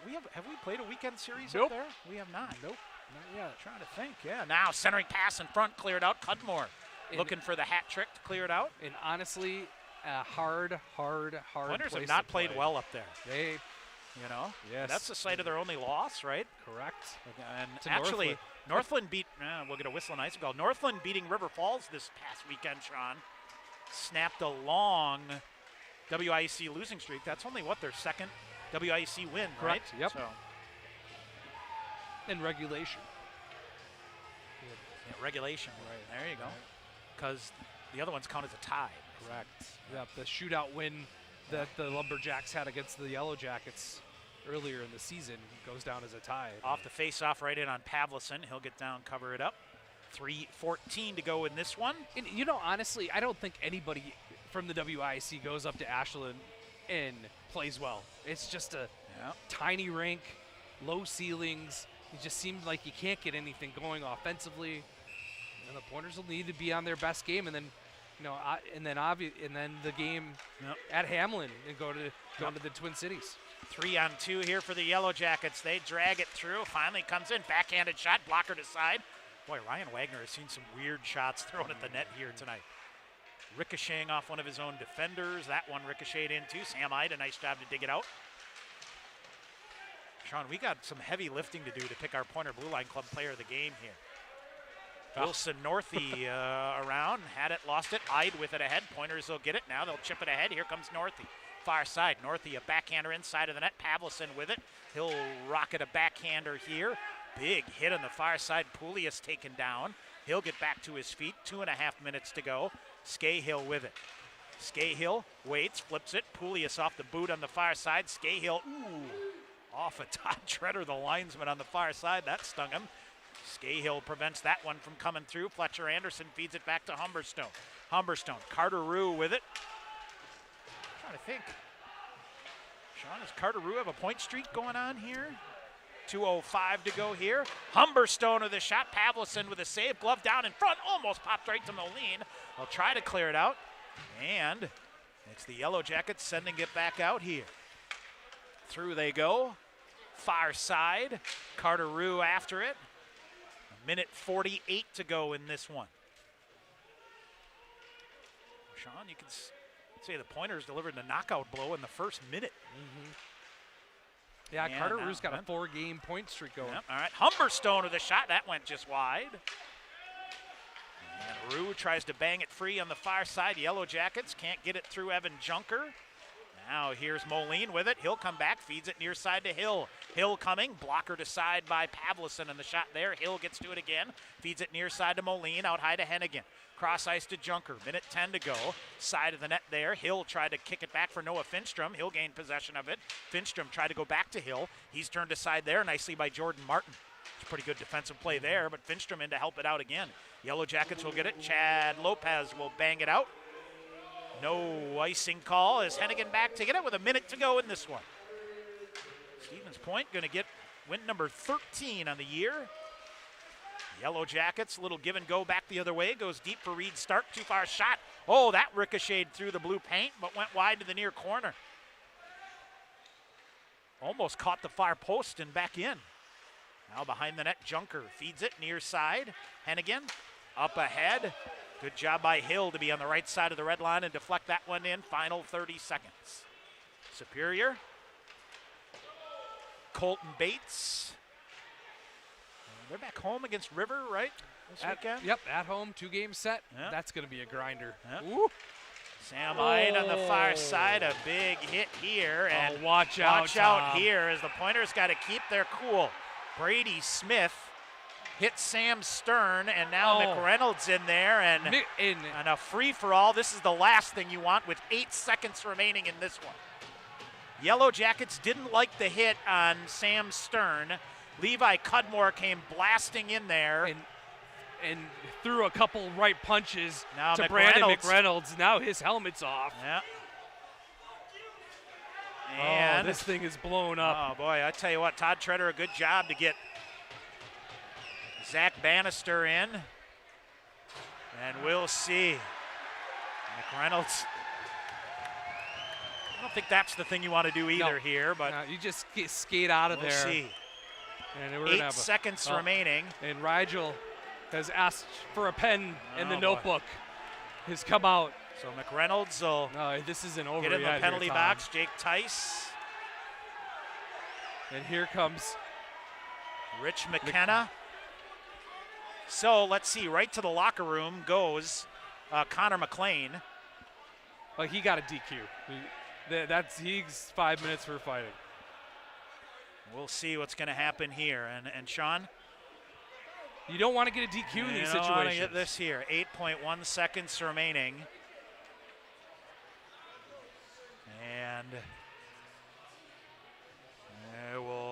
cooler heads will prevail. So Rigel Falana, no notebook. He's writing on his hand.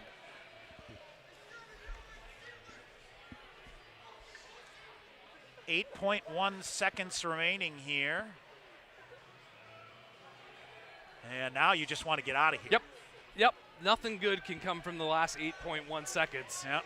A tough hit by the Zamboni room door, Tom, from Jake Tyson. Yep. Levi Cudmore and McLean came absolutely rolling into the mix. Zach Bannister and Charles Martin, who are in the penalty box here for Superior. Brandon McReynolds in for the Pointers. Cudmore's off.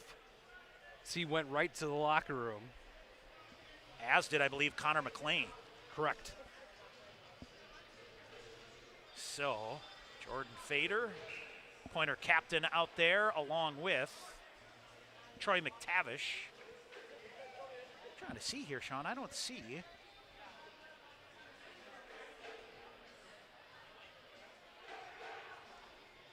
Rich McKenna. No, he actually went after one of his scratched players and told them to get back and stop chirping. Oh, okay. So he's keeping toll on his team. I was wondering if it was. Did you get that on tape or whatever? Yeah, I don't know. But no, that was get the back. As so things have fired up here. Yep. So we'll see. I think McReynolds is going to be off, and be very interesting to see what the referees do here, because it can ruin a couple. 8 seconds remaining here. Of course, in college hockey, a disqualification, you're out the next game. Right. In 5 minute fighting majors are automatic DQs. Yep. Or you could see the face masking, which is that's a 5 and an automatic game game misconduct. Misconduct. Yep. And we'll see either way here is what they do. They're still going at it. So trying to figure this out. Both teams looking on here, and I'll have to see the hit. One of those that came in. It was a hard hit. It was a hard hit away from the boards, though. I mean, that's one thing. And I think Rich McKenna's argument of, what's the difference between that and the elbowing call before that went against the Yellow Jackets, which I think he's got a legitimate beef there at the red line. Yep. And that's where he got the the unsportsmanlike conduct call to begin with. And I think that's the argument of what's the difference. And if you're going to go one way, you got to go both. So right, exactly. We'll see. So Rich McKenna now getting the explanation from Troy McTavish. And we'll see what it is. So 8.1 seconds remaining. Stevens Point's going to get the win here. And they're saying 4-on-4 here on the near side. So 5 minutes up here against the Yellow Jackets. Zach Bannister. And a 2-minute minor up for Brandon McReynolds. So we'll stay 4-on-4, but the question is, what are the other calls? And we'll see. They're going to drop the puck here and sent back the other way. Jordan Fader after it. Final seconds are going to tick away. Yellow Jackets in. They will send it deep. A whistle and an offsides with a second just let her go, remaining. Buddy. Jason Peters, let us get out of here. Let's just get out of here. Yep. There's nothing good. Yep. Stevens Point going to get win number 13, a non-conference game. Yes. And that was the deal with the postponement. Goes as a no contest, but they allow them to replay them so that, in the national picture of things, it'll still come. That will do it. Stevens Point scores in the first minute and puts a season-high 8 goals up on the Yellow Jackets. And Dylan Johnson Colton Bates tried to take the game puck out. And Stevens Point gets the win, and the Yellow Jackets, I think, by order of the referees here, are going to go right to the locker room. And we'll see. So apparently, Rich McKenna has also elected goes to the walk back off. way as well, and they'll play again next week. All right, coming up in our postgame show, we'll hear from Tyler Krieger. We got a lot to recap. Stevens Point gets an 8-3 win over the Yellow Jackets. We'll come back to tell you about it in our postgame show here on the Pointer Sports Network. Join the Pointers on Saturday for Military Appreciation Night when the Pointers take on UW Stout at KB Willett Arena. The Pointers are proud to be partnering with the United Heroes League, whose mission is to ensure children of military service members are offered opportunities to participate in sports. Kids can get in free by donating any youth hockey equipment. Most in need are mite and squirt player and goalie gear. In addition, the first 50 veterans to show a military ID or credential will get in free, and the Pointers will wear special edition camouflage jerseys that'll be auctioned off.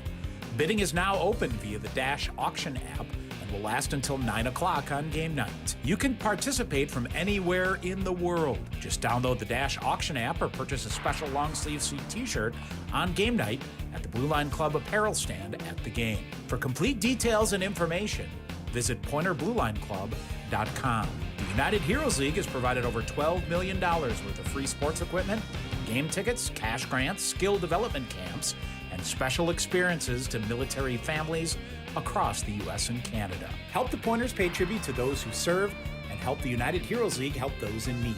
Saturday, when the Pointers take on UW Stout at 7 o'clock at KB Willett Arena. For complete details on how you can participate, visit PointerBlueLineClub.com. All right, back here at KB Willett Arena. Tom Weaver, Sean McMahon, getting excited for that big military night on Saturday night. Pointers will be home against Stout on Friday night, but get a big win here tonight, 8-3 over Superior. Joined by Pointers head coach Tyler Krieger. Coach, you got from the gates going. First 14 seconds of the game, got it off, got it rolling. This was an important way to start building some momentum here in this important stretch drive, wasn't it? Yeah, for sure. It was a great first 40 minutes for us. Played hard. I mean, really put the throttle down in the second period there and kind of closed the door early. And then, the third period's a formality. And it's a tough third period to play. Up 7-1, a lot of stuff happens. We got to learn to control that. We got to learn to finish a little bit and just keep it simple. And you got to expect that they're going to come out in the third there with some jump. But great effort from our guys sticking together. A couple things we got to clean up, obviously. But for the guys that were in, some of the guys that were in that haven't been in, they played very well there and some big minutes. Speed versus speed, especially in the first 2 minutes. I thought our first 2 periods, your transition game was great. Yeah, we wanted to eliminate their transition game. They're a transition team on loose pucks. 4 guys are jumping, coming across the blue there, so we had to have our team speed going up the ice, but also our team speed coming back the ice. 5-man defensive gap was good coming in the zone there. Couple breakaways, but Yeah, couple. Talk a little bit about that first goal. I mean, that's the way you draw it up. Clean out of the defensive zone and off to the races you go with Brady Smith having a good shot on goal. Yeah, I mean, putting the puck on net, we made a good breakout play there. And that was the key to the game, was eliminating their transition and breaking pucks out clean, getting it past their D, and made some plays in the rush there. It's a good shot on net, getting the goalie out of the game early and, kind of taking it off from there and running with it. Steps forward for your power play here tonight, Coach. A couple power play goals, right? Yeah. Got some work to do, but I'll tell you, the other thing is your forecheck shorthanded that led to that goal in that sequence there. That was kind of the knockout blow of the game there. Wilson Northey especially, your guys get after it. Yeah, 100%. He made that's just a hustle play there. It's 1-on-4, and he outmanned 4 guys, outmuscled them, kept his urgency on the puck, and made a nice play to Fader. I mean, their penalty kill's been great all year long. Special teams needed to be a difference and step up in the game, and we ended up 2 power play goals, shorthanded, up 3-0 on the special teams battle, which is what we want there. But it's got to get a little tighter moving forward. Are you going to be shorthanded for anybody Friday here with that little melee at the end? Do you know? No, or? I don't know. I haven't seen the game yeah. charts, but I don't think so. I don't think so either. So just got to keep your heads on, keep going, right? Yeah. Big weekend for you here. You got a real opportunity here. Keep things dialed in here. What do you do with the fellas tomorrow? Are you going to give them the day off, or what are you going to do? We'll see. We haven't made a decision yet. We'll maybe push practice a little bit later. Some guys that would like to skate, need to skate, maybe take the day off and do a longer pregame skate Friday. But we'll see. We'll talk to the captains to see kind of where we're at, regroup from tonight, and get ready to go. It's anybody, anytime, anywhere. All right, Coach. We'll see you here on Friday night. Sounds good. Thanks, guys. All right, Pointers head coach Tyler Krieger joining us here on our post-game show. We are going to take let's take a quick break, and then we'll come back and recap things and finish it off. Stevens Point an 8-3 win. We'll come back to give you a final recap after this timeout on the Pointers Sports Network.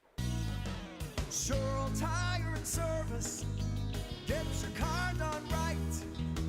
Big town savings with a small town smile. State of the art Goodyear service keeps you going mile after mile. We're working to earn your trust. You can count on us. Sure Tire and Service gets your car done right. All right, back here at Willett Arena. It's our post-game show. Stevens Point beats Superior here tonight, 8-3. Here's how it happened. 14 seconds in, Brady Smith from Fletcher Anderson. 14 seconds in, Stevens Point off and running. That was Brady Smith's 3rd goal of the year. Tyler German with his 2nd goal of the year from Connor Witherspoon at 16:35. Stevens Point a 2-0 lead after 1 period, and they outshot the Yellow Jackets 17-4 in the first period. Really got things going in the right direction. Second period then, it was Brandon McReynolds, 7th of the year from Brady Smith at 2:35. Shorthanded, Jordan Fader is 7th of the year from Wilson Northey at 4:13. Yellow Jackets got on the board at 13:15 of the second. Levi Cudmore on a breakaway, his 2nd of the year from Colton Bates. Pointers answering back 18 seconds later. Connor Scahill is 2nd of the year from Noah Finstrom. That came at 13:33. Another goal at 14:47. Jordan Fader is 2nd of the game, 8th of the year from Andrew Poulias. And then Noah Finstrom with his 5th of the year at 19:30 of the second period. It was 7-2 Stevens Point after 2 periods, and went back and forth a bit in the 3rd period. Connor McLean, even strength from Zach Bannister at 4 minutes for the Yellow Jackets, made it 7-2. Levi Cudmore, even strength on a breakaway that the Pointers had all kinds of chances, Sean, and just couldn't come up with the puck. Cudmore skated away in a breakaway, beat Ryan Wagner 7-3, 11:50 to go, and then Andrew Poulias put the icing on the cake. A power play, skyward power play goal. What, 2nd power play goal of the night for the Pointers?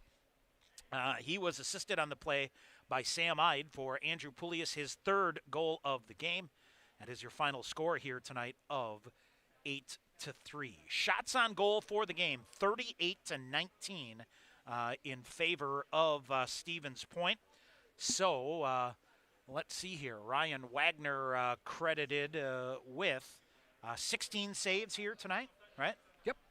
So 16 saves for, no, I take that back. That's not right. Hold on. Is that right? Yeah, 19 shots on goal, so 16 saves here, and 30 saves combined for Miles Hector. Landon Pavlison came in and relieved Miles Hector. I tell you what, Sean, you think about those saves he made on the 5-on-3 and whatever in the opening period, and that's like a distant memory, and able to keep that thing going again. Stevens Point 2 for 7 in the skyward power play, and UW Superior officially, 0 for 2 on the power play, and Correct. Stevens Point did score a shorthanded goal with Jordan Fader tallying a shorthanded goal. That is the season, or I should say country's leading 8th shorthanded goal, or 9th shorthanded goal in the season. So they continue to lead that there.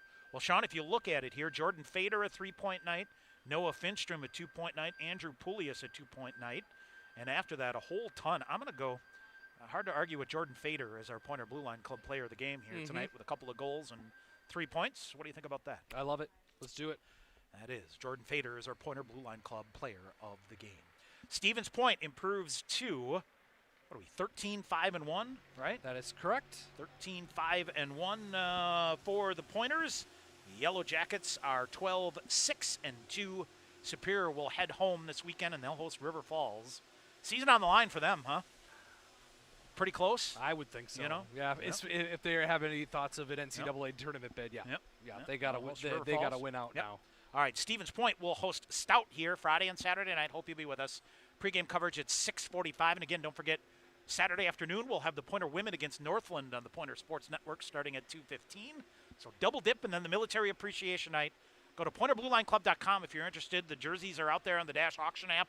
There's a link there, can get you there and set things up for you and tell you how you can bid on those camo jerseys that the Pointers will win. All the proceeds for the United Heroes League, so that is coming up. All right, partner, glad to have you back in the saddle. It's good to be back. It's good to be seen. Yep. We'll be back here Friday night with our pregame coverage at 6:45. Again, your final score here tonight, Stevens Point beats Superior 8-3. I'm Tom Weaver. Thanks for listening to Pointers Hockey and the Pointer Sports Network. You've been listening to UW Stevens Point Hockey on the Pointer Sports Network. Pointers Hockey is brought to you by Marshfield Clinic Health System, Skyward, Century Insurance and CenturyWorld. Also by U.S. Bank, Team Sherrill Companies, Subway, Papa John's, the National Guard, Grazzi's Italian Grill, Coca-Cola, BSN Sports, and Under Armour. Also by TDS Fiber, Sport Clips, the Stevens Point Brewery, and Dunkin' Donuts and Baskin Robbins in Stevens Point. This broadcast is an exclusive presentation of UW Stevens Point Athletics. Join us again for Pointers Hockey on the Pointers Sports Network.